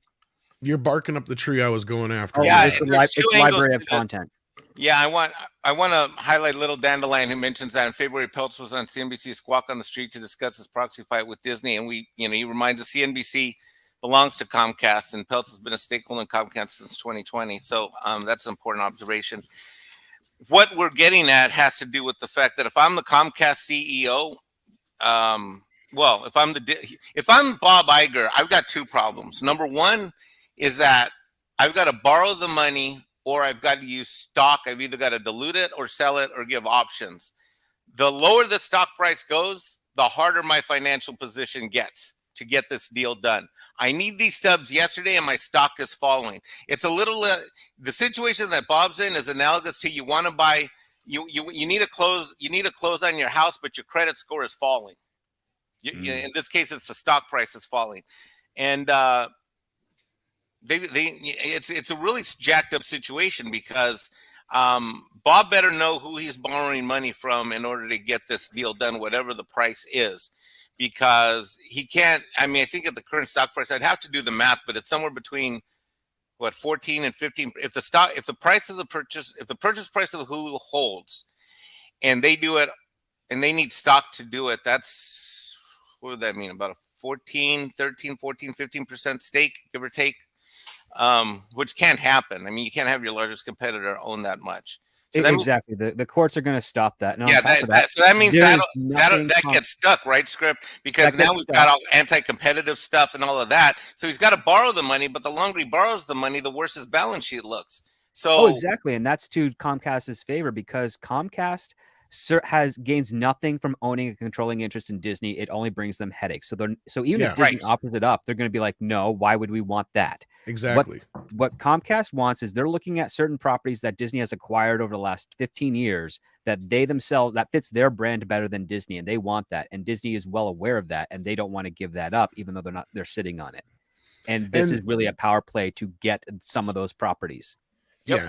And that's the whole thing, is why would they want to tank the stock? Well, that's just it. Instead of for Disney being able to go, well, we'll pay you in some stock. Well, when your stock is worth, 100% less than what it used to be, and it will fall as it's held up. Exactly. In court, as well. So yes, it's a worthless gesture. The whole thing is basically Comcast sticking it to Disney every which way they can. What's the beauty of it is, if you haven't noticed in the press side of things, Disney's had to do nothing but kiss Universal's ass, or they have done nothing but kiss Universal's ass. And that's probably goes along with how they even managed to bag that interview.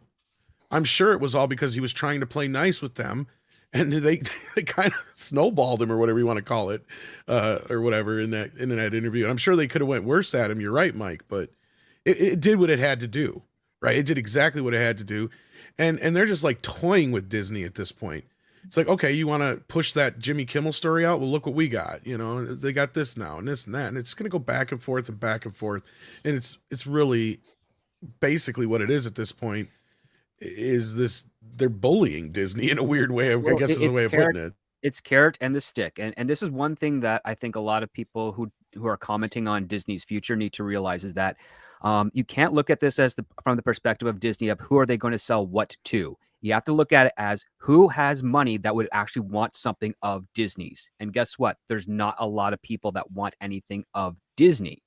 And so it doesn't matter that they put themselves up for sale. If nobody's wanting to buy their stuff, it doesn't matter.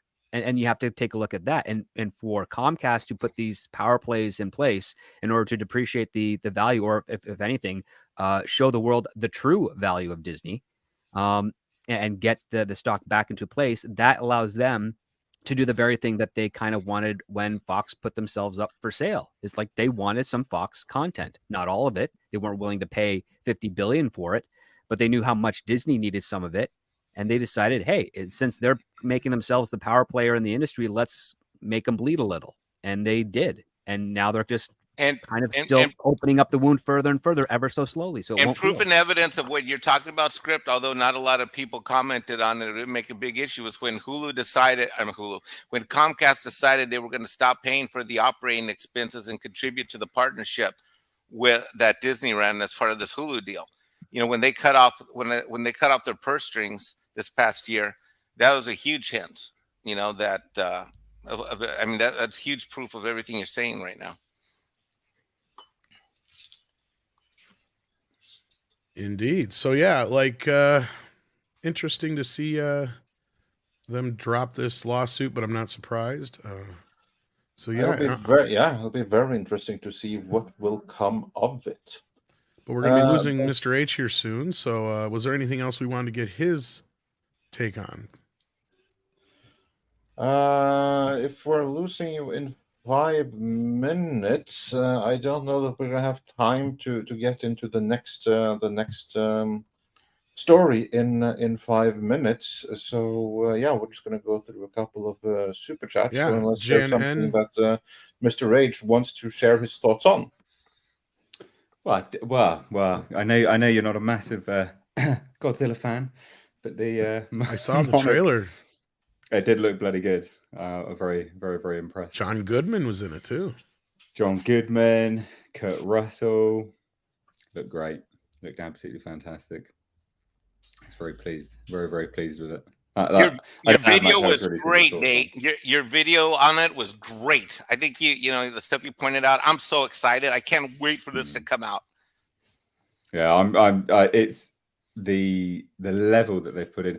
I mean, it makes you appreciate Apple TV Plus, I guess, because it has to look on par with the MonsterVerse because it is in the MonsterVerse. You can't not have it on par effects wise, and the visual effects are fantastic. I mean, they literally have the same bomb that they show that they launched in one of the previous movies on, attempting to kill Godzilla. It looks great. Really, really excited. Really, really excited for it. Yeah, I hope it'll be amazing. I hope that the fans of the MonsterVerse will love it, and with any luck, I may enjoy it too. So fingers crossed for the best there. It does look darker, Andre. I will say that. My issue with the MonsterVerse was never the darkness or lack thereof, but something with the tone that just didn't sit right with me. But again, that's me. I'm weird. I've never been into. Maybe it's that I'm not weird. I've never been into kaijus and stuff like that, with the notable exception of Shin Godzilla, which is freaking amazing. Isn't Shin involved with this? No, not at all. This is the legendary MonsterVerse, so completely different. Shin Godzilla's done now. They'll never return to it. So yeah, Toho, even Godzilla -1 is not a Shin Godzilla. Yeah, I want to say I really liked your Rebel Moon take. Which? Yours, the one that you just published. Yesterday? Yeah. Okay. Yeah, well, appreciate it. Thank you. Appreciate it. It's that's going to be interesting. Goodness me. Bloody Rebel Moon. Ugh. Anyway. It's not set Tom off with Zack Snyder stuff. I think we agree on that. You mean Michael Bay with less testosterone? Yeah. With that, Nate, thanks for joining us today. And less hits too. Yeah. Where can people find you, and what should they check out of recent releases on your channel? Well, you can find me over at Mr. H Reviews over on YouTube, Instagram, and Twitter. I have made a return to my sultry, dulcet tones, making some lore videos, which I know you actually watched one today. Andre. That was but great. YouTube. Thank you. I was proud of that one. YouTube has not been sending out notifications. I'm sure it's the same for your subscribers just in general on any video, but I have returned to lore videos along with everything else that I'm making. So please do take a look out for them. I did one on Hammerstein, which is the leader, or one of the leaders anyway, of the ABC Warriors 2000 AD British comic. Judge Dredd, basically, the creators of Judge Dredd. And I've done some Godzilla stuff as well. So please do check that stuff out. But that's about it, really. Not much else to shill. So, but thank you so much for having me. Hope you all have a great rest of the stream. I'm going to go and melt somewhere else because it's blisteringly hot in the UK at the moment. Yeah, I Thanks for understood hopping in. this. Yeah. Take care, guys. Bye, Nate. All right, take care. Yeah, with that, let's run through a couple of these super chats before we get into our final main story of the day. All right, let's go to the top of the charts. We've got Dr. Longdongler here who sent us a thumbs up. Hit that thumbs up if you haven't already. Gonzalo Bergali has been a member for 20 months, and he also sent me this nice care package yesterday Oh, nice. with some turtle figures. Very nice. So now I have one that I can open, but one that I will preserve. So I thank like you so that much, Batman Gonzalo. poster you have in the background. Oh, yeah, that there. is vintage. Yeah, that's vintage. Yeah, That's to 89. me, that Yeah. was always the definitive image of the 1989 movie. I don't know why that image is not plastered on 4K covers and everything. If not even just the symbol, the way they did it was, to me, a big part of that campaign. And just Yeah. messing with it is dumb. AF Watcher says, so Thanksgiving, rewatching Grindhouse for Halloween, given what's getting adapted games, anime, toys, could the Grindhouse guys reboot House of the Dead Resident Evil? Okay, so what AF Watcher is talking about here, I haven't got a chance to see the trailer yet, but Eli Roth made Thanksgiving into a movie. I believe it was Eli. Yes, and you missed the point. Yeah. Okay. So go ahead, Script. I haven't seen the trailer yet, so I can't speak to it. So the trailer is more of an Eli Roth film than what it was with regards to the Grindhouse take. It's got a lot of copied images from the original Grindhouse trailer of Thanksgiving, but he is advertising, or at least the advertisers of this are playing it as it's a straight horror of Eli Roth's, as opposed to what the Grindhouse thing was. And the Grindhouse was an experiment that did well for a very niche audience, but didn't make a whole lot of money financially. And Eli Roth, I think, is the one night stand of horror directors. Nothing of his is ever memorable, other than his name. And this is a wasted opportunity for this concept, because Thanksgiving and Hobo with a Shotgun were like the two, aside from Machete, of course, were the two big trailers that people actually really thought would be great follow-ups to the Grindhouse experience. And lo and behold, a decade later, it's Eli Roth leading the charge on it, missing the fun value of what birthed that concept in the first place. Yeah. So, do you think that a reboot of House of the Dead or Resident Evil could be done, as the second part of the question here is? Not with Eli Roth. Listen, you can reboot and remake anything you want. You just have to have some sort of angle to it to justify its existence. Resident Evil had, 7 or 8 movies? 6. Was it not 6 unless you can include the anime? And there's already that like woke reboot on Netflix that I never saw. I didn't see that either. But again, they've Resident Evil has had a long theatrical set of films. Yeah, 6 movies with Milla Jovovich, I believe it is. Yeah. And they're there, and you know what? They're not great movies, so they are definitely fall into my category of reboot. If you reboot bad films and try and make them great. But House of the Dead, I don't know. I mean, that was done by Uwe Boll, wasn't it? So that's something that definitely can be made better. Definitely can be made better. I just don't know if there's. Do you want to? That's a different matter. I kind of like feel that there's like enough. I mean, a zombie movie isn't that difficult or that expensive. Well, and I guess to answer the question, I guess it depends on which one of the Grindhouse guys you mean. Like if you're talking like Robert Rodriguez, fuck yeah. Yeah. Go for it. Do it. Absolutely. You know, Tarantino wouldn't touch it with a 10-foot pole, but yeah, like sure, obviously.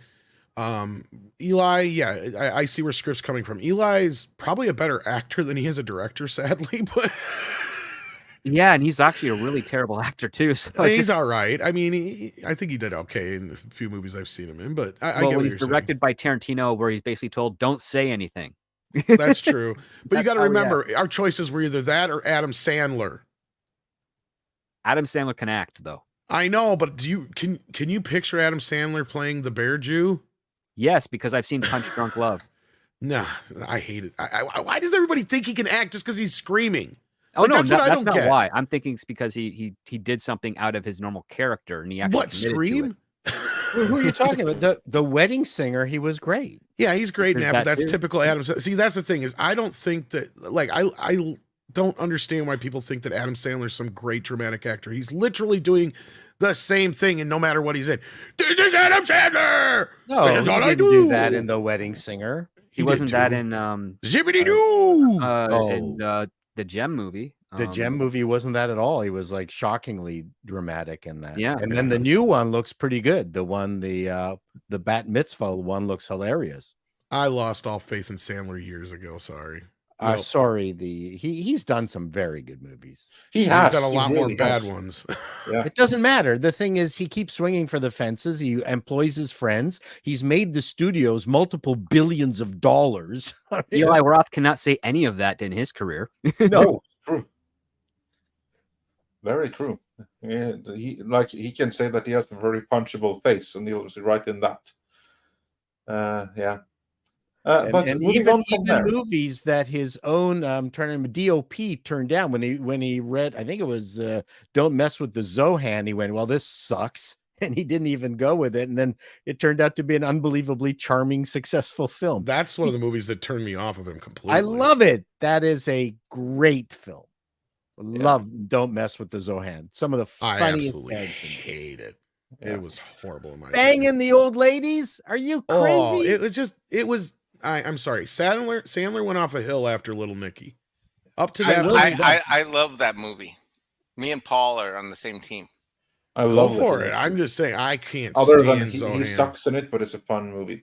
But moving on, One Fan's View says for $4.99. Anybody remember the Judge Reinhold movie Head Office? Disney looks worse. Yeah, no shit. You mean the box office of that movie or the movie itself? I don't think he means the movie itself, but Either way, it both works. are applicable. Yeah. Both are quite applicable. And the Waltman 4 says, and Susan Arnold, now we know actually, we knew that the whole time. This is nothing new.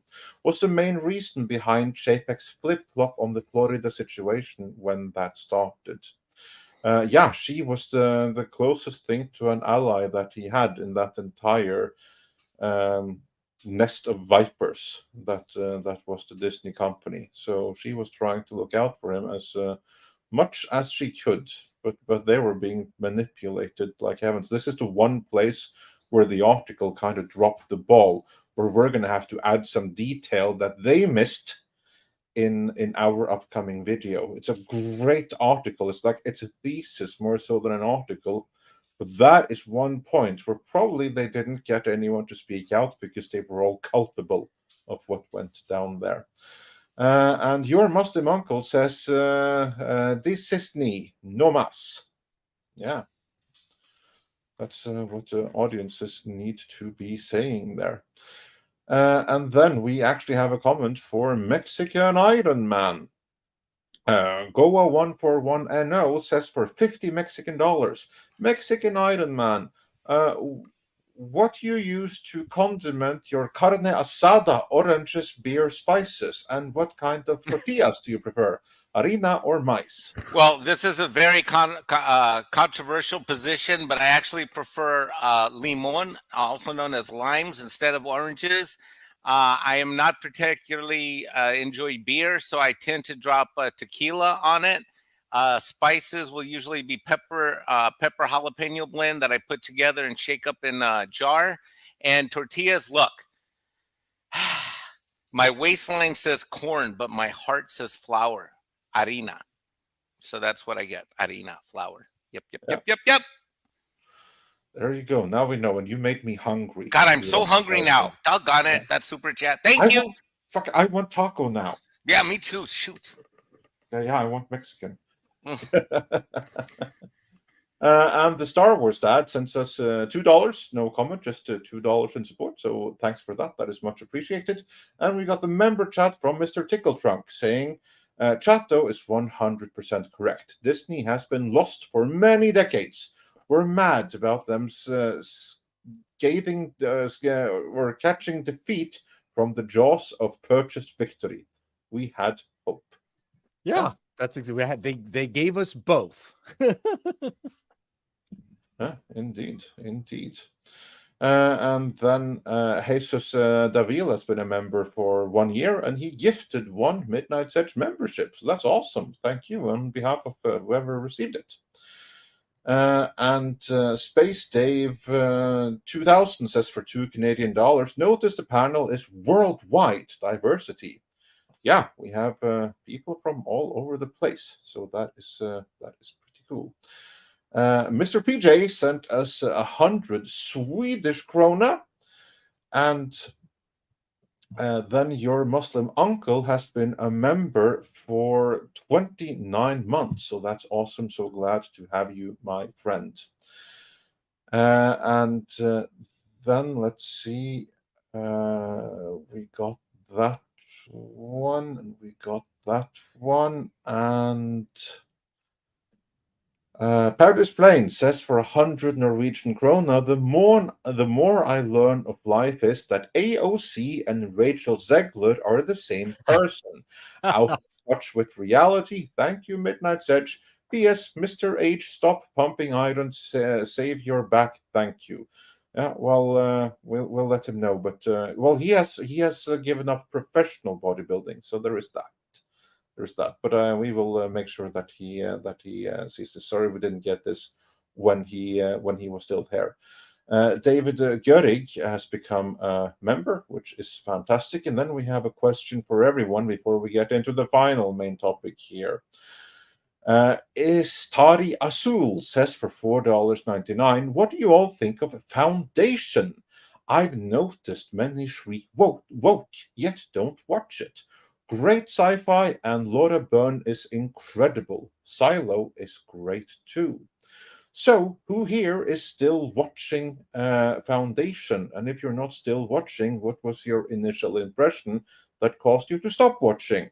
Now, I know that Mr. Chato, you certainly have some thoughts on this. I think he's the only one who has, except for maybe Screw. I found number one. Well, I mean, they changed the story, but number one, the artificial insertion of girl bosses really took me out of the show. Silo has a legitimate girl boss in it. Like, she is great. She deserves to be there. They set her up properly, and she's well acted by Elizabeth. She's in Dune, the mother. Anyway, Rebecca Ferguson. Rebecca Ferguson, and plus Rebecca is stunning. That doesn't hurt. So Silo. So anyone who says, "Oh, Paul, you don't like the girl bosses," no, it just has to be well written, properly set up, and well acted. And the young things they have in Foundation are shockingly uninteresting, uncharismatic, in a Star Trek Discovery kind of way. Like, I don't get them. Don't know why they're there. Why were they picked? Why do we need, these young things in there? I didn't get it. It just seemed to be so obviously DEI that it bugged the shit out of me. I saw the first episode when it came out, and what I think is intriguing is the trinity of like the leaders of the empire, with like dawn and day and dusk, or whatever they're called. That was all added. I didn't mind that. Yeah. And I think well I'm going to give it a rewatch and a second try now that we are reaching the end of season 2, because I think I may have been too quick to dismiss it for the same reason as you did, Paul. Because I am a big fan of the source material, and when I first saw it, I was like, "What the hell is this? Like such a crying shame. They could have done amazing here." But now, when I have more distance to it, I think I'm going to try one more time and then really separate it from that in my mind and try to get past the girl bossness and because apparently I've heard that it gets pretty good as it gets going there. Well, So I'm the going to give special it a effects chance. look great, but Yeah. Harry Seldon has been subordinated by this young girl. That obviously He's way is an issue, smarter than him. but Yeah. I'm going to try to see what I can do, because I got I learned that from The Meg, a movie I hated upon first watch because I had read the book, but on second watch, just before seeing the new Meg movie, then I saw it again, gave it a new chance, just mentalized myself or forget about the book. The book doesn't exist. This is its own work. And then I enjoyed the hell out of it, and I freaking loved the second movie. So I haven't here. watched the second year, but I mean, what they did to Harry Seldon was criminal. Yeah. Well, that's Yeah. David S. Goyer for you. He superficially adapts, and you can tell it was superficially adapted because it's focused on all the things that aren't really what made Foundation. And that's what I saw the first 2 episodes, and I'm like, nope, this is just more David S. Goyer doing what he does. I'm done. They did spend a lot of money on it. Oh, Apple has money to burn. Exactly. Apple has that money. They can spend $1 billion on something that 10 people watch, and and it doesn't matter because they And have why that did they much do money a to season burn. 2? Because maybe they invested too much in it and they had to do it. Maybe I'll Contracts, try. I guess. Most likely, David Goyer negotiated a 3 to 4 year contract for the show. Oh, I see. Probably it would be more expensive for them to cancel it than just to carry on, even if it has 12 viewers. Maybe I'll watch episode 1 of season 2. Yeah, I'm going to give it a chance. This is something I decided recently. I want to hear. I'm gonna give it a chance, and I'll get back to you, because I've seen enough of the later seasons that I think I'm gonna try to get past the crimes done against Harry Sheldon and the inclusion of the girl bosses, and use the Trinity as my angle and focus in on that and see what they do with it. I mean, that's a really interesting game mechanic, for lack of a better term, that I want to see what they do with. Well, they tried to turn it into Game of Thrones. I don't fault them for trying to do that. There's a certain logic to it. And the lead character, what's his name? Who's a brilliant actor. Lee Pace? Yes, I love him. I mean, he can do no wrong. Yeah, exactly. He's brilliant. And he's honestly the reason why I do want to give it another chance. I'm waiting for your report. I will get back to it when I find the time to watch it. First, I have to finish the second season of And Just Like That, which is the most recent iteration of Sex and the City. That's one of the family commitments.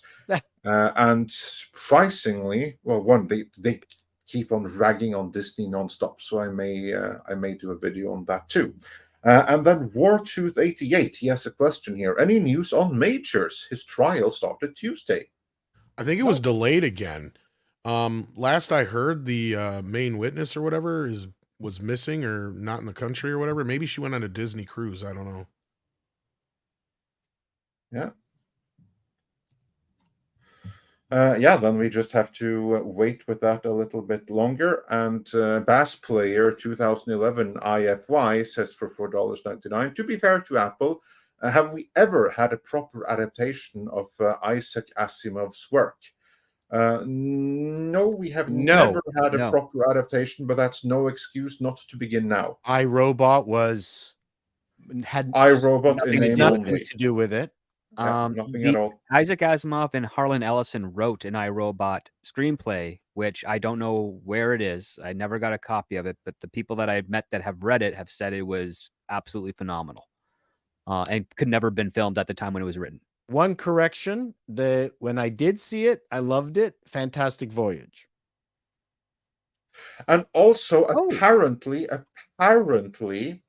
the BBC's Caves of Steel, their adaptation of the very first robot book, apparently was fairly close to the source material. So that is, from what I have heard, a fairly close adaptation. But the BBC are good with detective mystery products. Unfortunately, this was the time when BBC would show things once, and then they would re-record over the tapes. Oh no! So they would lose it.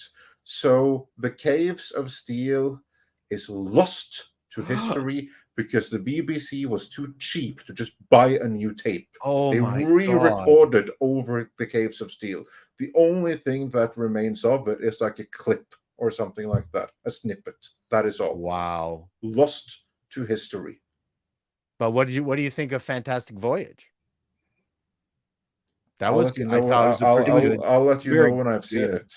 That's the one with Raquel Welch. Welch and Donald Pleasance. That was which is a pretty very fun good. film. But Asimov isn't even credited in regards to that as an adaptation of his work. That's what's interesting.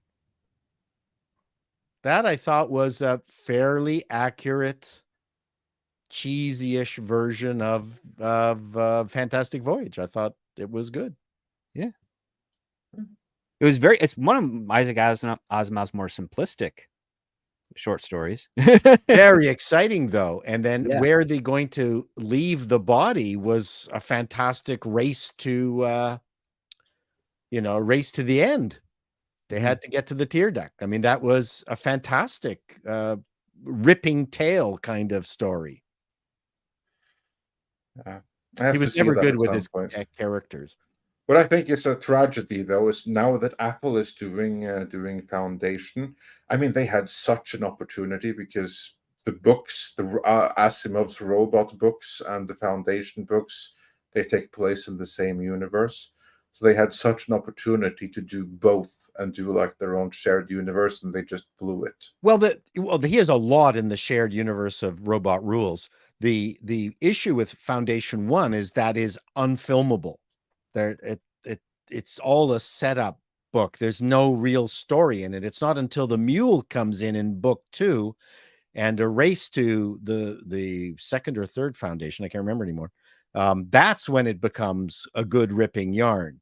But the first book is there's nothing. There's no story. That's why I'm gonna give the series on Apple Plus a chance. Okay. For that very reason. So I'll see what they do with it. Well, what is your since you guys have both read Isaac Asimov works, what's your response to the theory that Foundation is actually the sequel to iRobot, and that's why the mathematics with regards to the rise and fall of society is essentially predictable because it is as a result of the AI's last words, which were "Let there be light." I can't. I'm not smart enough to comment. Oh. I like it. I find it intriguing. It's one of those additional things which makes his life all the more, or his work all the more interesting. I've been rereading all my Isaac Asimov books that I have in the library. Foundation held up really well. Honestly, Caves of Steel was really shitty. It did not strike me as particularly good upon reading as an adult. Yeah. And moving on from there, Istaria Sul says, if you can enjoy, and just like that, anything is possible. Oh, I didn't say I was enjoying it. I said I had to watch it. This is a pure family commitment. It's not something I do for Midnight's Edge, but I'm a married man, so yeah. But enjoyment doesn't really come into it. And then he has a follow-up to characters in And Just Like That. Thoughts on Che Diaz, Insufferable. But I did enjoy what happened with her pilot and the test screening. Basically, I believe there was some meta commentary right there. Rock, yeah, even more so. Charlotte's fillers, yeah, it's all insufferable, all of them. Yeah, don't mistake me for enjoying it. But I do believe that there's enough commentary there that it might make for an interesting video at some point here. Then Paradise Plane wonders for 200 Norwegian krona. What is the perfect North American fast food menu? I think it is the Canadian poutine, the American hamburger, the Mexican Max Nyman, help please. Thank you, Midnight's Edge. So yeah, very quick. What's the perfect American fast food menu? I don't know. Poutine has not caught on down here yet. It's strange because you There's guys a love restaurant in cheese. Chicago that serves it, and that's completely wrong. What Oh, the I'm hell sure. is that? What is it? Poutine is like a mixture of potatoes, gravy, cheese curds, and what else is in it, guys? Well, Ham or hold something on, like that? hold on. Hold on. Sorry. It's gravy made from Turkey fat. chicken, Okay. chicken Chicken fat, grease. It has to Right. be chicken grease. Has to be hot. Cheese curds and nice big cut fries. And Okay, fries, there's- not potatoes. Yeah. Yeah. So you double fry the fries. Ew. Cheese curd. Oh, you make It has them really not even crispy. caught on in Wisconsin yet, believe it or not. But that's just because like we take our You cheese don't have curds enough very potatoes over seriously there. here. Well, yeah, we have plenty of potatoes. It's just we don't do any like cheese curds are fine on their own. We don't really mix them Oh. with anything. It's like Poutine. it's almost is like so a good. Yeah. insult to do anything like that to a cheese curd to us. Like it's kind of so I don't think it's going to catch on here anytime soon. Oh, but I'm sure it'll because catch on putting eventually. so poutine is too sophisticated for you folks. No, it's just you guys are using cheese curds in ways that were like, that's expensive cheese. Don't fucking do that. No, cheese curd is always the cheapest cheese. Not here. It's the way. It's not the way, but it's the leavings. That's why it's It's a the leavings Quebec of- delicacy. I have a- You I have guys a- don't I have a- understand how okay. fried cheese curds work around Hold Wisconsin. on. Everything in Quebec is Hold on. food. The Mexican has a question while the white guy from the Midwest and the Canadians battle it out. The Mexican has a question. Okay, whatever this dish is, if you use the chicken fat, where's the chicken in this dish? Is there no chicken, just chicken fat? Chicken fat. Just chicken No, that's fat. where I was trying to Well, remember. I then knew my there was people- some my- meat byproduct. But My yeah. people aren't going to eat it because we think the chicken and the chicken fat should be in the same thing. So I'm out. Nope. This is what I'm saying is that Quebec cuisine is farmer cuisine. It's at the very bottom of the food chain. After people have had their chicken, after people have had their good cheese, what's left? Cheese curd, chicken fat, French fries, used French fries that are refried. This is at the very end. Oh, I'm not arguing with Poutine- you. I'm just poutine is saying. Well, If I last- tried it, I'd probably think it was amazing too. I'm not saying that either. It's just, yeah, And I'm not then going to try unless it's you authentic. yeah. cut in shaved Montreal smoked meat and you will die. anyways, tacos from the Mexican part. So there you go. That's what I'm going to say. So, yeah, sounds amazing, all of it. Anyway, moving moving on. on Moving from there. along. Neil89 says for $10, Disney's new legal status reminds me of a time when I was a kid playing Super Smash Bros. With a friend and getting my ass kicked. When I was down to one life, I jumped off the map saying, "You didn't win." Yeah, kind of. Like if they really want to spite themselves, then go for it. Disney they don't have to be beaten by Comcast because they're beating themselves. I see where you're coming from there. This is on the money. And then Jan N, a countryman of mine, sends for 20 Norwegian krona. Comcast wants to give D a millstone to carry. Oh yeah, and a heavy one to boot. Absolutely. And then another countryman, Paris Plain, says again, the world-class BS news, well, actually, this is something that's reported across the board, not just there, that 70s show Danny Masterson sentenced to 30 years in prison Wow. for dolphin love. Let's just put it that way. I was going to say, I think It's the all other on news outlets YouTube. had it way before the other. And But yeah. we don't have quite what you might want to call freedom of speech here. Yeah. But yeah, we have a very high-profile celebrity sentencing here. I'm going to share it on screen because, again, this is something that is out there and it's being reported everywhere. Because let's see if here we go. Danny Masterson sentenced to 30 years in prison after dolphin love convictions, because he has just been convicted of having dolphin loved 2 young Scientologists, because this is all under the realm of Scientologists. Not that he went some random women here, but these are Scientologists. And this is something that happens 20 years ago or 2 decades ago when he was at the height of his fame. But the matter has been, well, I'm not going to say it has been internally dealt with in the Church of Scientology. It was internally suppressed in the Church of Scientology. And the two victims here have also suffered tremendously with the reactions from the Church of Scientology.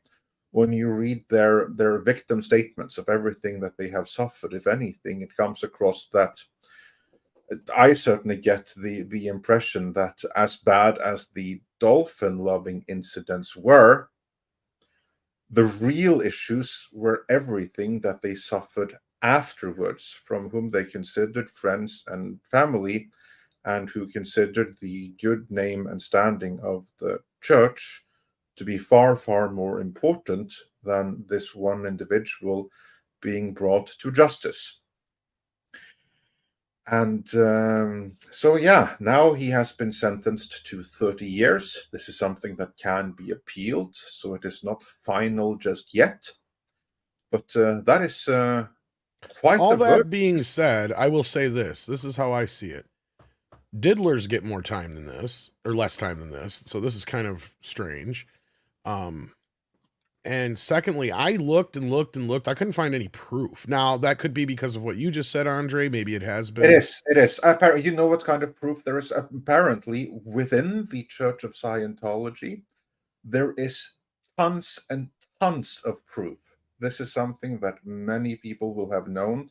There's written evidence in the guise of knowledge reports and statements from like auditing sessions and stuff like that, that if it were to be presented to court, would qualify as evidence.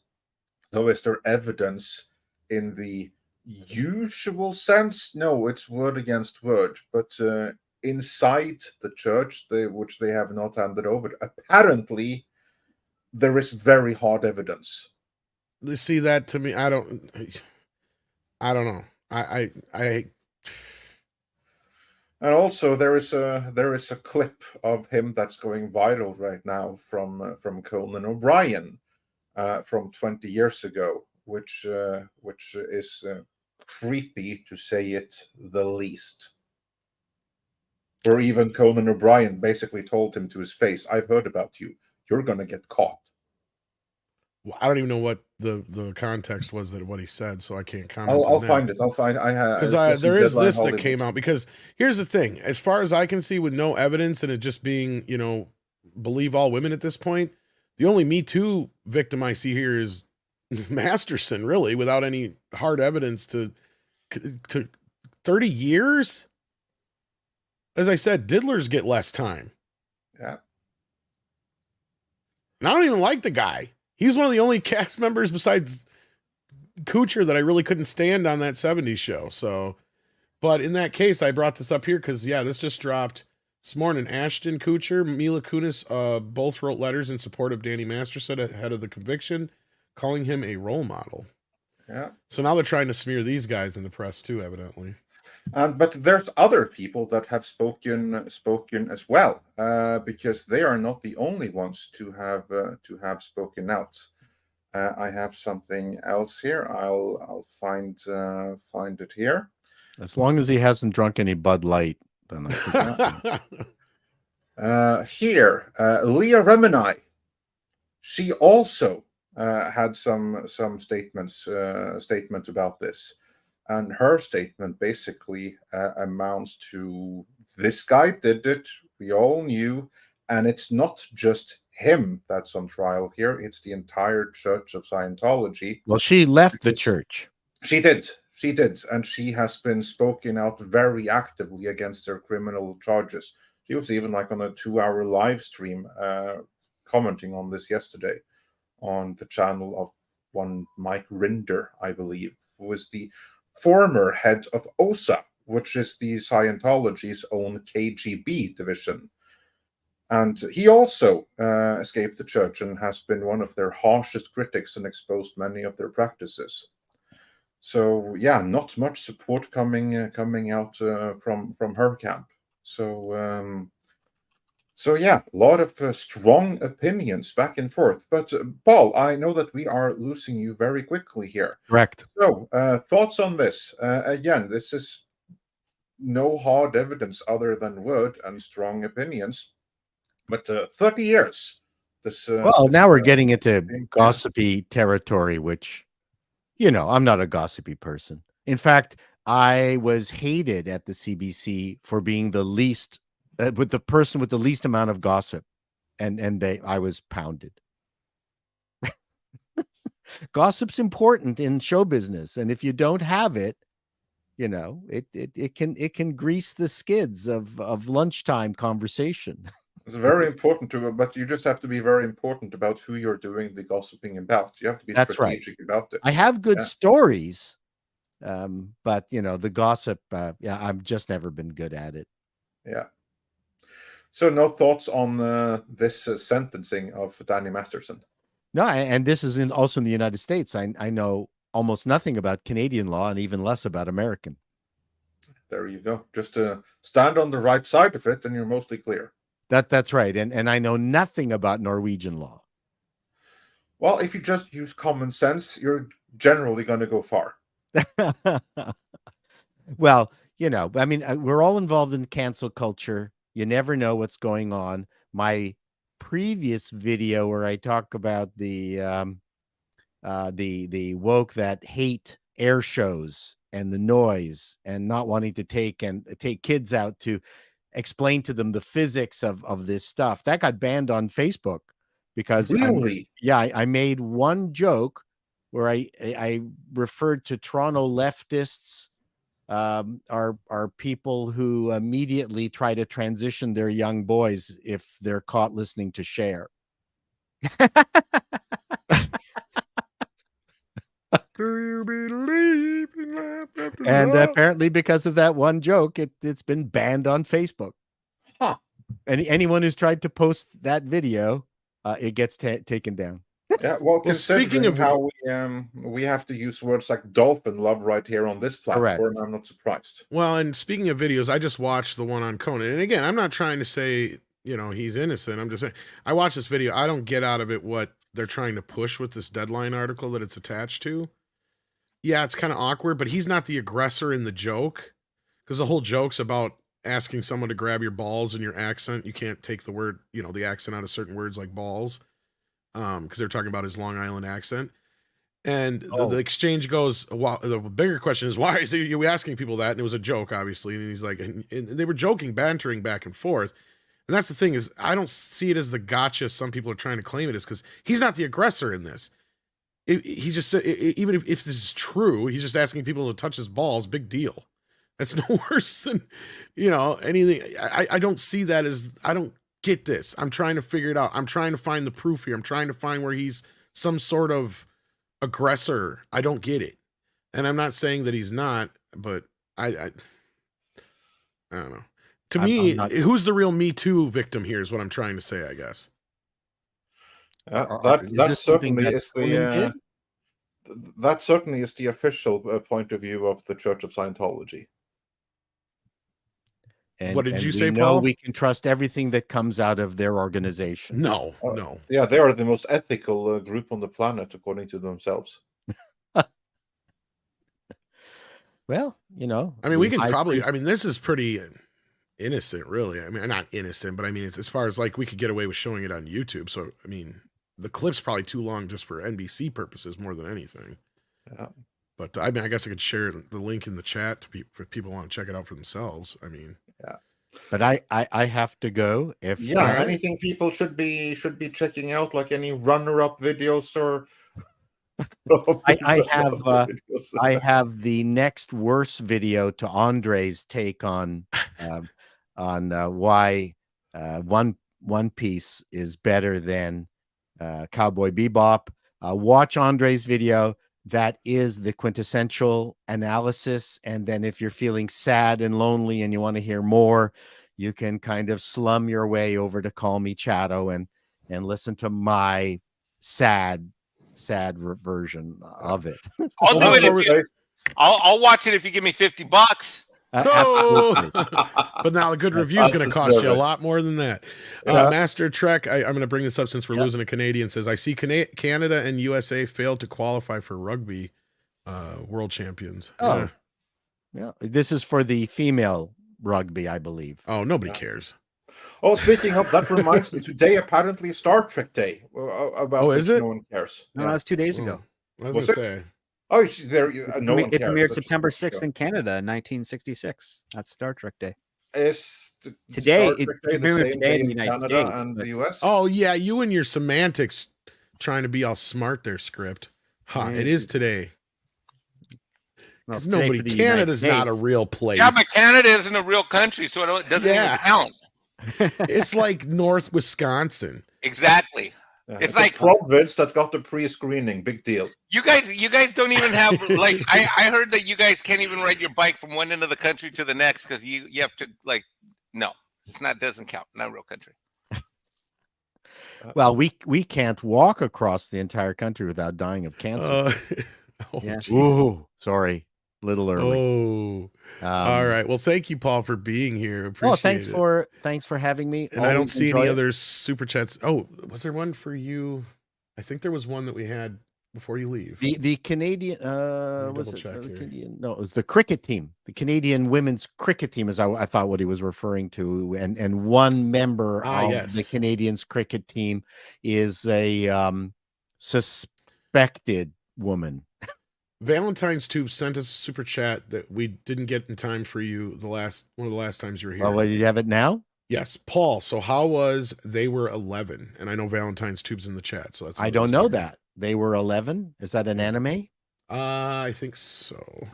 Yeah, I have a vague notion of it. I've got so many people are Yes. sending me so many things that I now have a bucket list that I will never get through.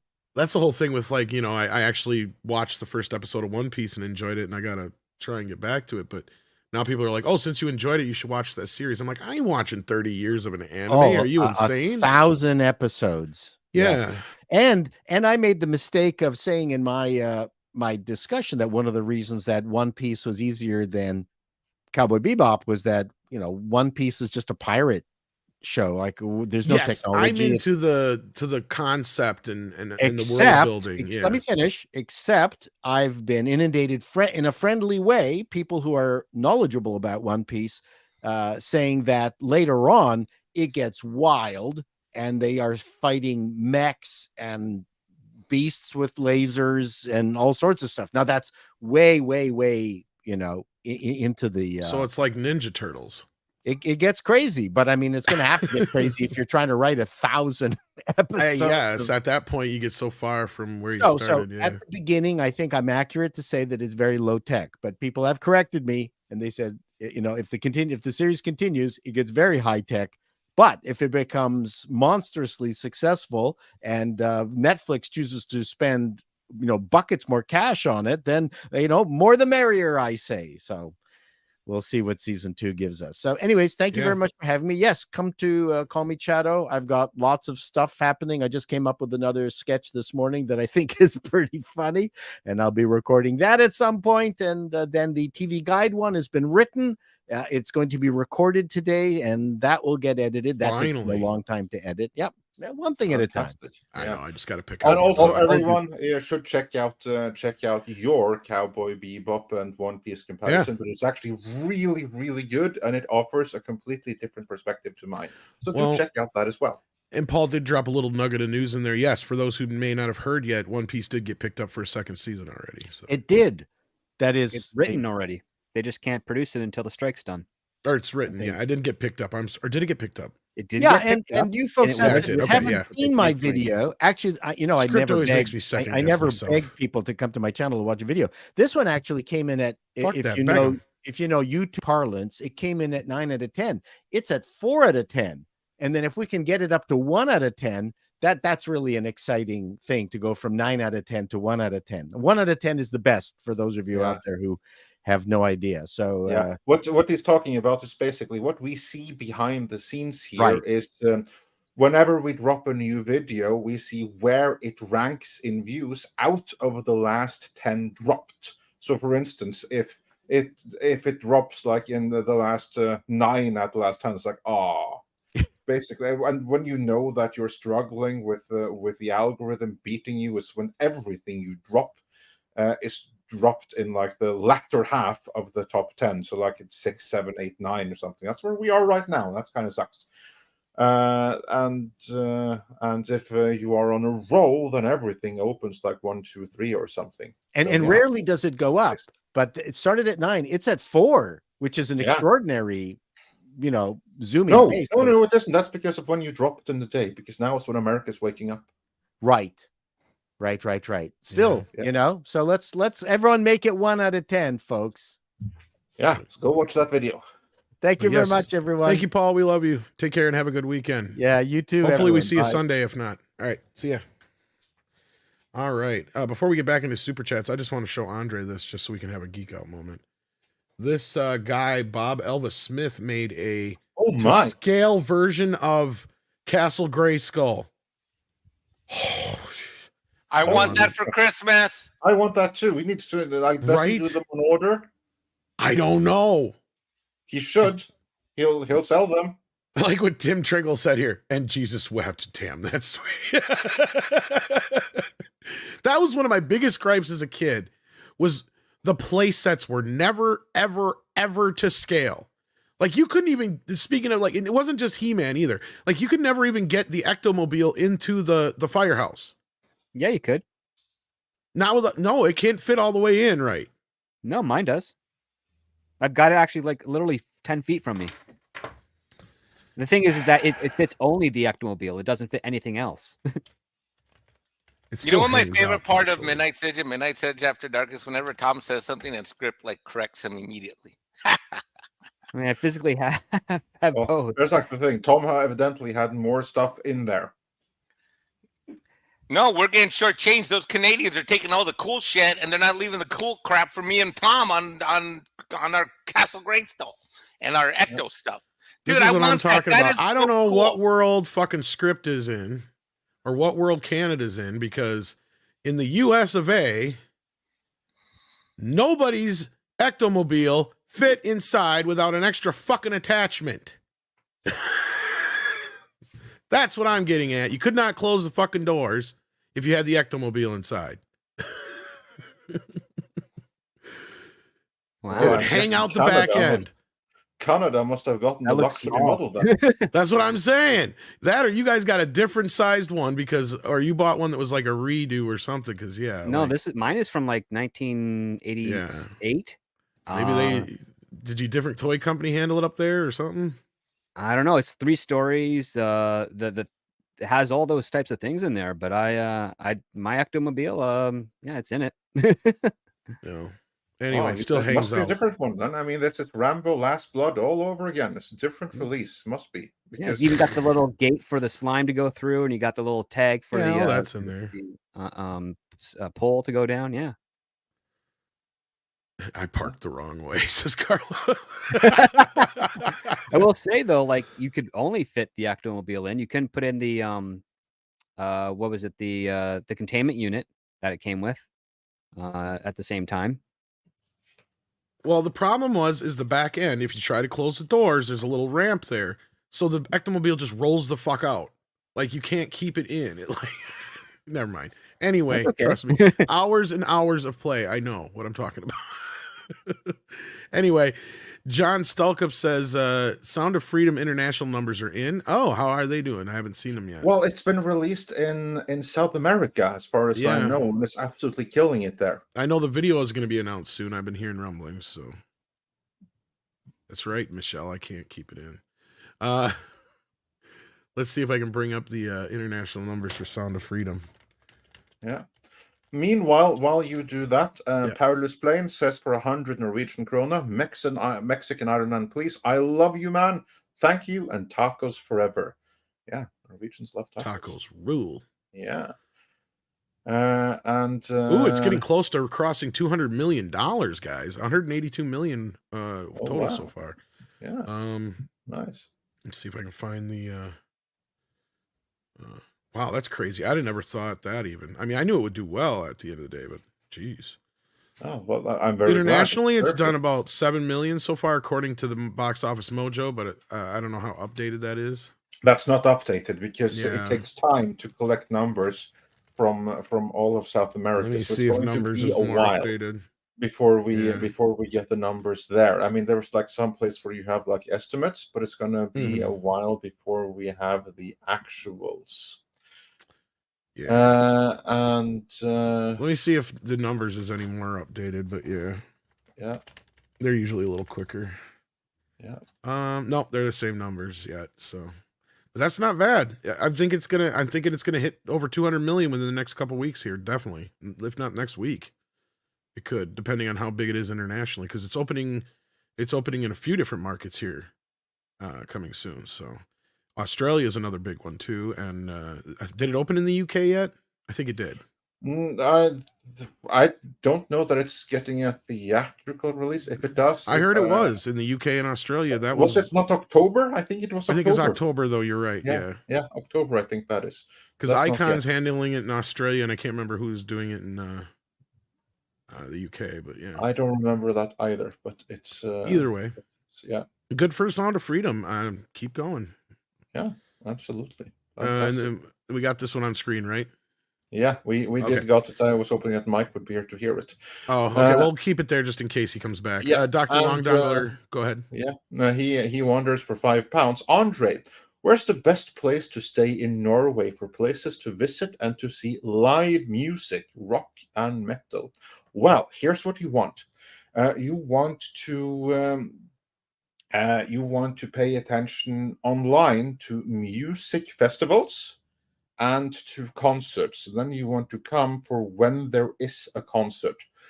You'll be most interested in probably some kind of music festivals. You can get the most bang for your buck. There are a number of them. I don't have the list.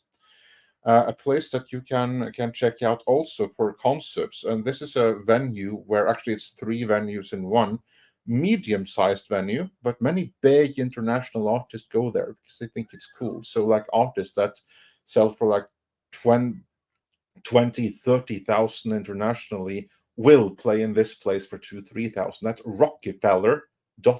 You want to check that out and see like upcoming concerts and gigs there. See if there's something you like.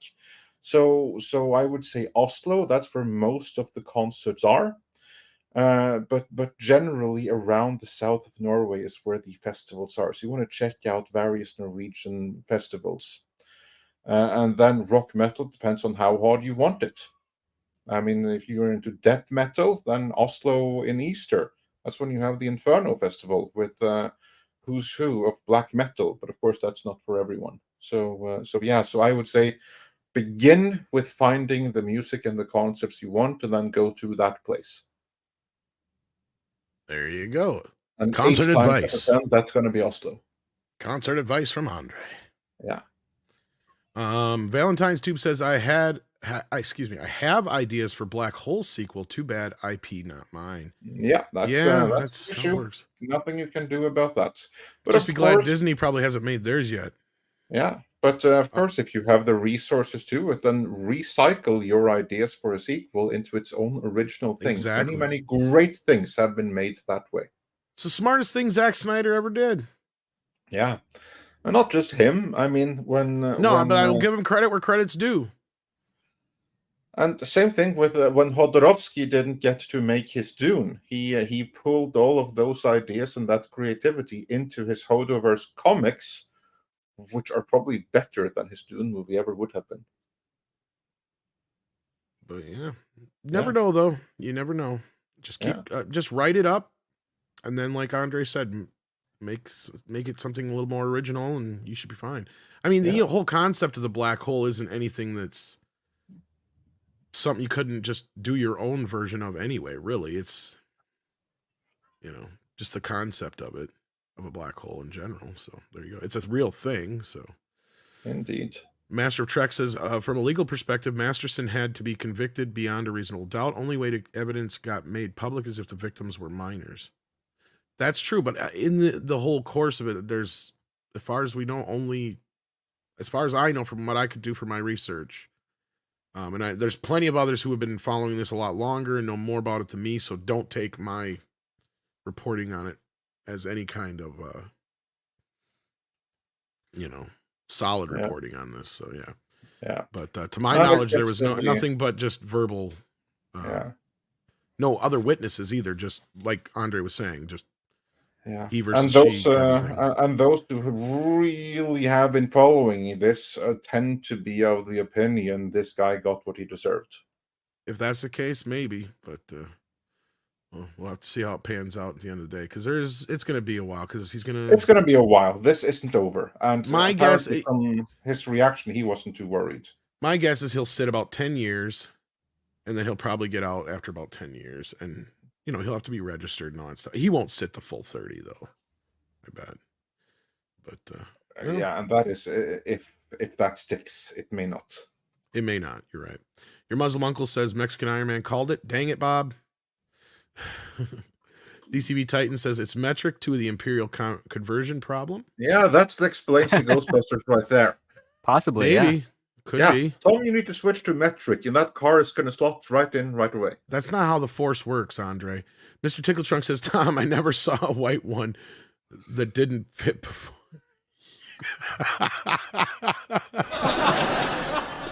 Mr. Tickle Trunk. Daryl Brewer says, will that Castle GreySkull work with the 1/6 scale toys?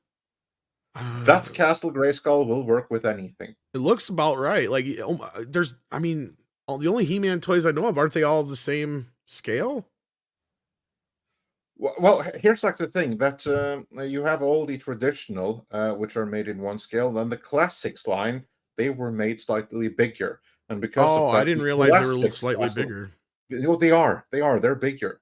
That's why the Castle GreySkull in the classics line is this huge, gigantic, monstrous thing. I have it, so I can confirm. Then when they went back to like the Origins line, which is in stores right now, they went back to the classic size of the original toys, only with more articulation.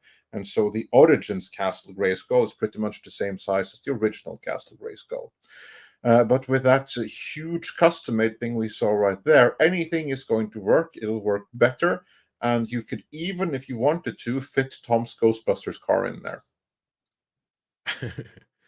Yeah, the Castle GreySkull I have is the new, what is it? Origins is the newer line.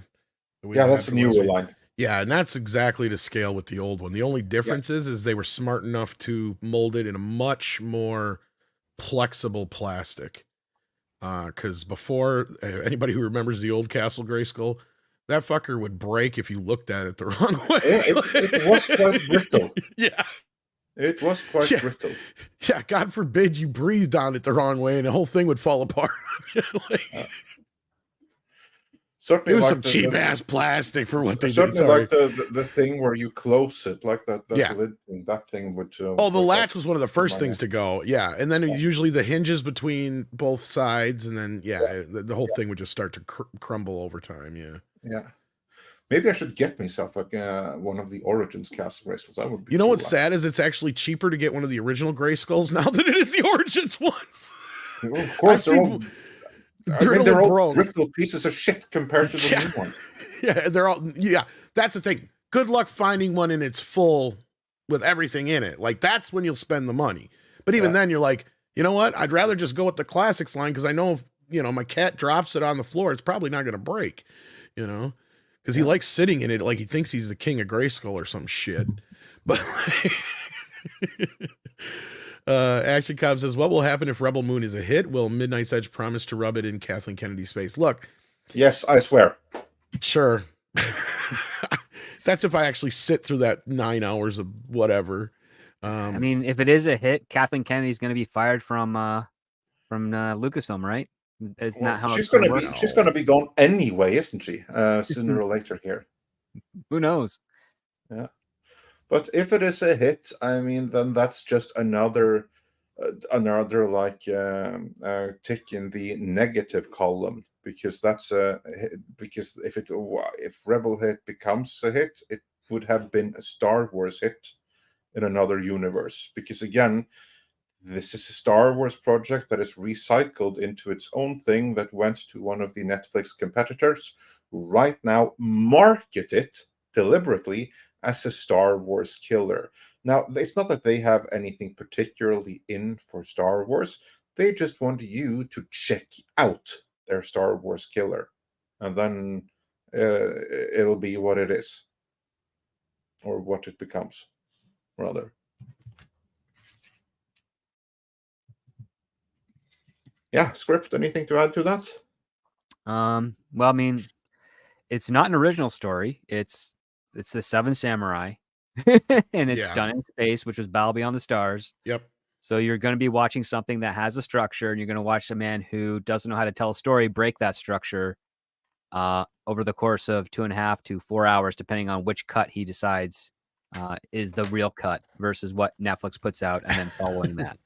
So we'll have to wait and see. It's going to be an interesting ride, that's for sure. Snyder, at the end of the day, good for him. He found a home where they can put up with the people's nonsense. Like, I mean, his whole 30 fans that will frequently watch his shit over and over again. I guess that's enough for Netflix to keep giving him money, I guess. At the end of the day, I don't know.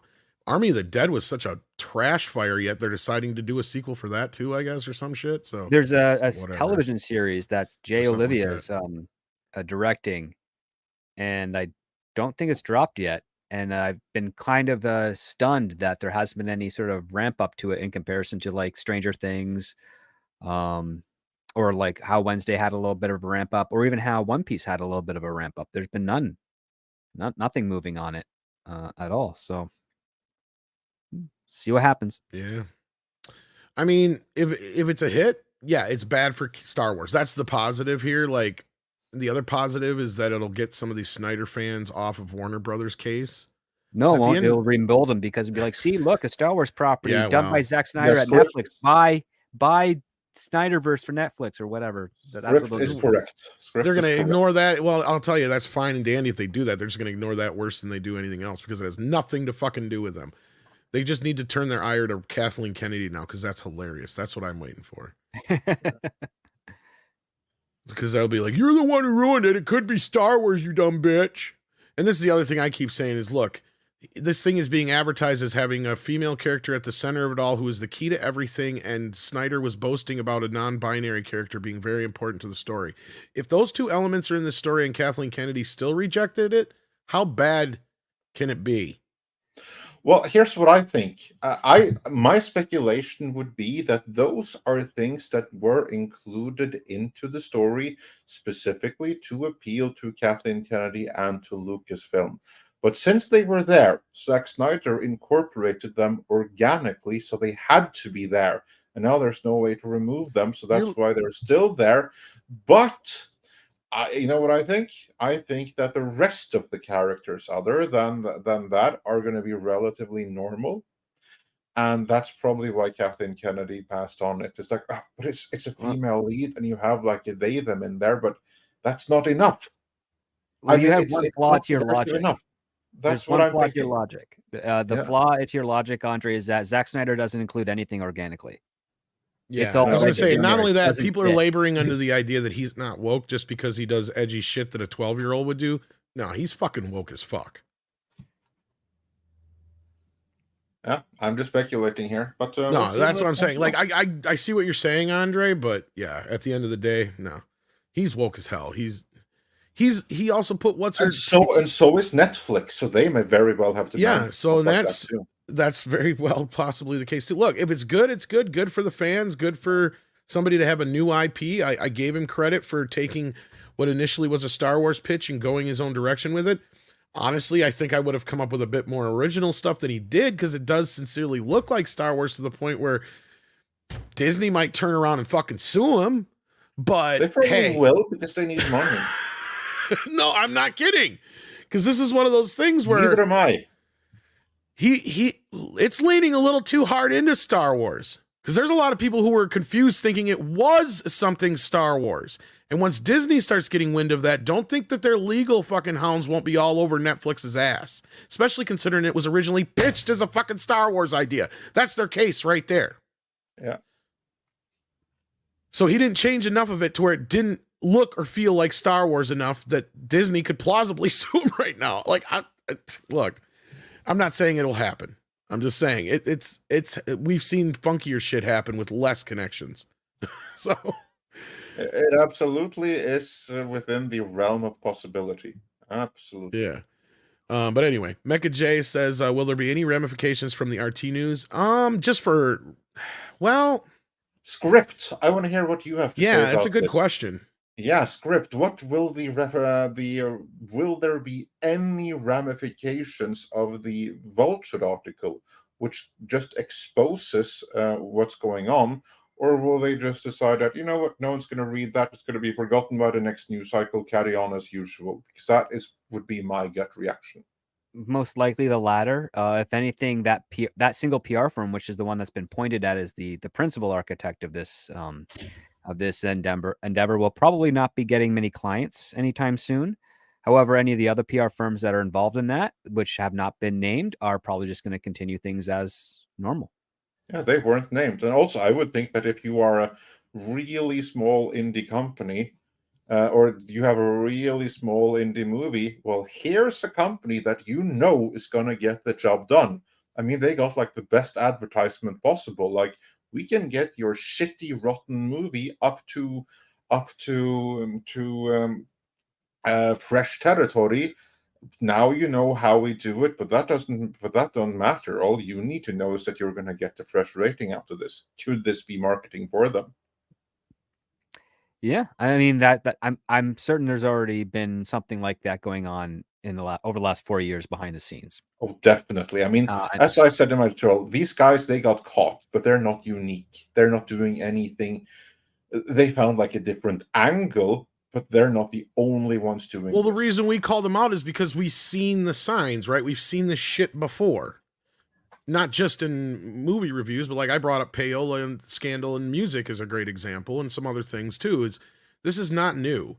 We already knew they were getting goodie bags and access and all that kind of shit. We already knew they were picking from a specific pool of critics. You don't think we didn't realize that people like Grace Randolph got picked every time to go to a fucking screening for no other reason than randomness, right?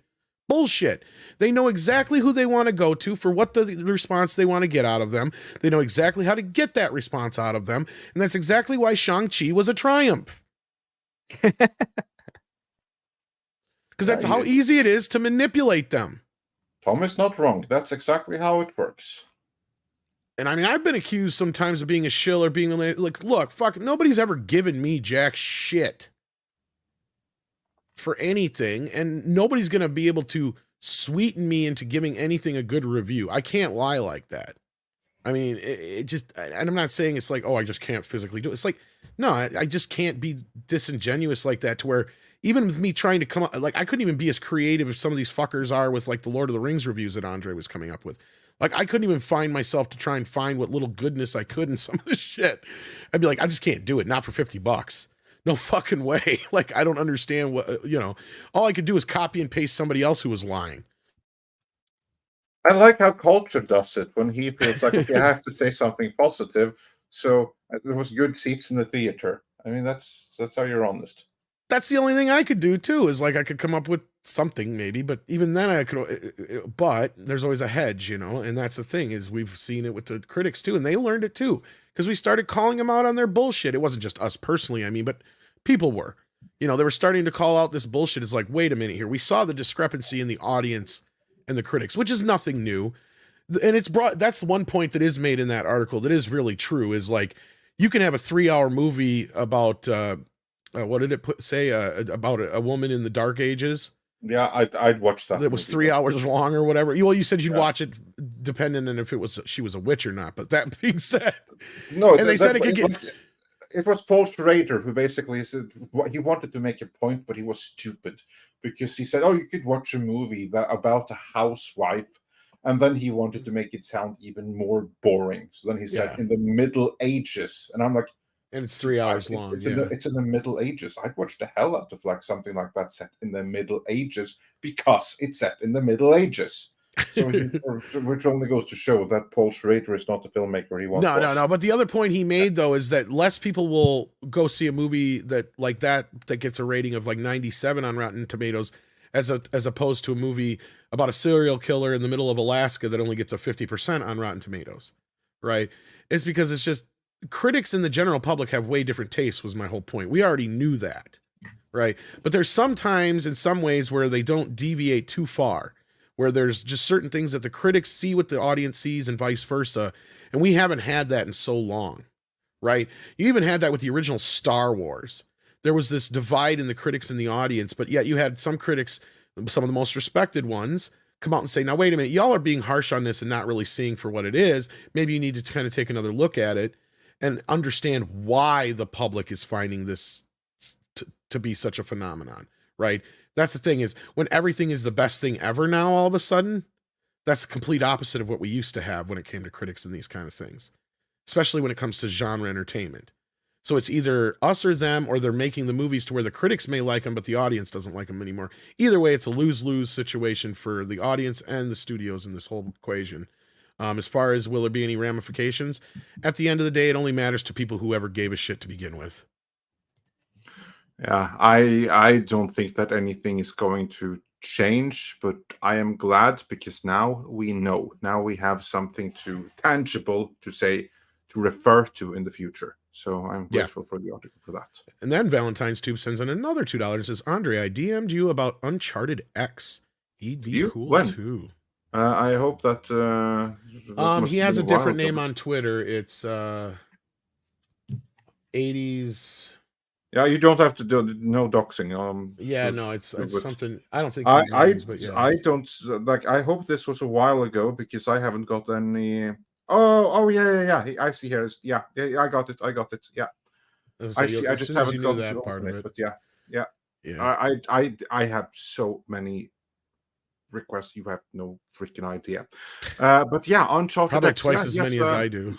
Yeah, he has a cool channel, and yeah, we love to have him on. And if someone knows him, then feel free to have him reach out to me. Because we're pretty much open to having just about anybody on, but that's the main thing. Like Andre said, is just connections, right? To be able to that's right. Because, like, for instance, I would have to contact him like anyone else. I imagine that his inbox is as full as mine, which means that it can be difficult to be visible through everything. And that's where guys like me usually come in handy, to where I make connections and I get to know people, and that's how we get people on here. Sometimes we go that route that Andre's talking, and we may try it if we have to. So we'll look into it though. But thank you. Camelbot Killer says, script. While you're waiting for the strike to end, have you tried writing TV script, novel, anime, manga script, or not your thing? How are you coping? Let's see. Since the strike started, I've written 2 feature films and 3 TV pilots. I will never write anime or manga because I don't know how to slow down a story and make it drag that long. I've been editing a friend's novel for him, and I've also been editing a number of comic book scripts for 3 different people, 3 different publications right now that I don't know when they're going to be launching their campaigns, but when they do, I will be promoting it. There you go. Otherwise, I know you've been helping Tom Conkle with Battle. Island in the Stars. Island in the Stars. I almost said Battle Beyond the Stars because we were just talking about it. But Island in the Stars. Sorry. Yeah, go check that out. It's it's 14% funded right now. Nice. Go getting there. It's getting there. It's still got 36 days? Yeah, 36 days left, almost 80 backers. So if you want a fun, pulpy, classical sci-fi adventure, consider showing your support with that. And I'm sure the mods will share his link there in the chat, and we appreciate that for Island in the Stars. Check it out. What's your first thought? Says, could it be KK turned him down because they already have an OP female lead in Rey and they didn't want her to be in competition? This could be true, but then again, everything we've seen out of Star Wars has a similar Rey-ish character, right? Even Rogue One did. Also, he pitched before Rey was even invented as a character. Yeah, I was going to say this was early on. I was going to say this was around the time Man of Steel was already in theaters. So this was right around the original acquisition. Yeah. Yep. All right. So I think that pretty well answers that, I would think. But we'll never know unless somebody actually tells us specifically. But with that, I want to thank Script Doctor for hopping in here. Paul, of course, Culture Casino, Mr. H, Mexican Iron Man, even though he had to head out for work and he apologized to everybody. But thank you for being here, Mikey. Anything else, Andre, I'm missing? No, that's about it. I just want to say thanks to everyone, all the panelists who were here today. Thank you, Script, for still being here till the bitter end. Check out Paul Chato's video. Check out Mr. H's channel. He has some really great comment. His lore videos are unrivaled. And be sure to check back over the course of the weekend because we will have some more videos, maybe on the Disney matters. So that should be interesting. Meanwhile, our interview with Graham Hancock is being suppressed by this platform as if it was no tomorrow. So if you haven't seen that interview, check it out and then consider liking and sharing it because that's the only way it's going to get any more reach. And if you don't like Graham Hancock, you think he's all about ancient aliens, check that interview out. There's even one or two tough questions in there which were inspired by his detractors. So, yeah, check that out. I'm very happy with that interview. Yeah. And also check out our video that we dropped this morning. And I think we had another one last night or whatever. Yeah, so. we did. We've been on a roll. So, yeah, check out our Rotten Tomatoes video from this morning and our One Piece Cowboy Bebop comparison from last evening. And keep your eyeballs open. I'm sure at some point we're going to try to get massive, or at least start to dig into the CNBC articles too. So stay tuned. Yes, for more so that is will be coming. So with that, Andre? With that, it is time for some koalas in the rain. Can't blame them. Koalas in the rain, koalas in the rain, no fucks given. Koalas in the rain.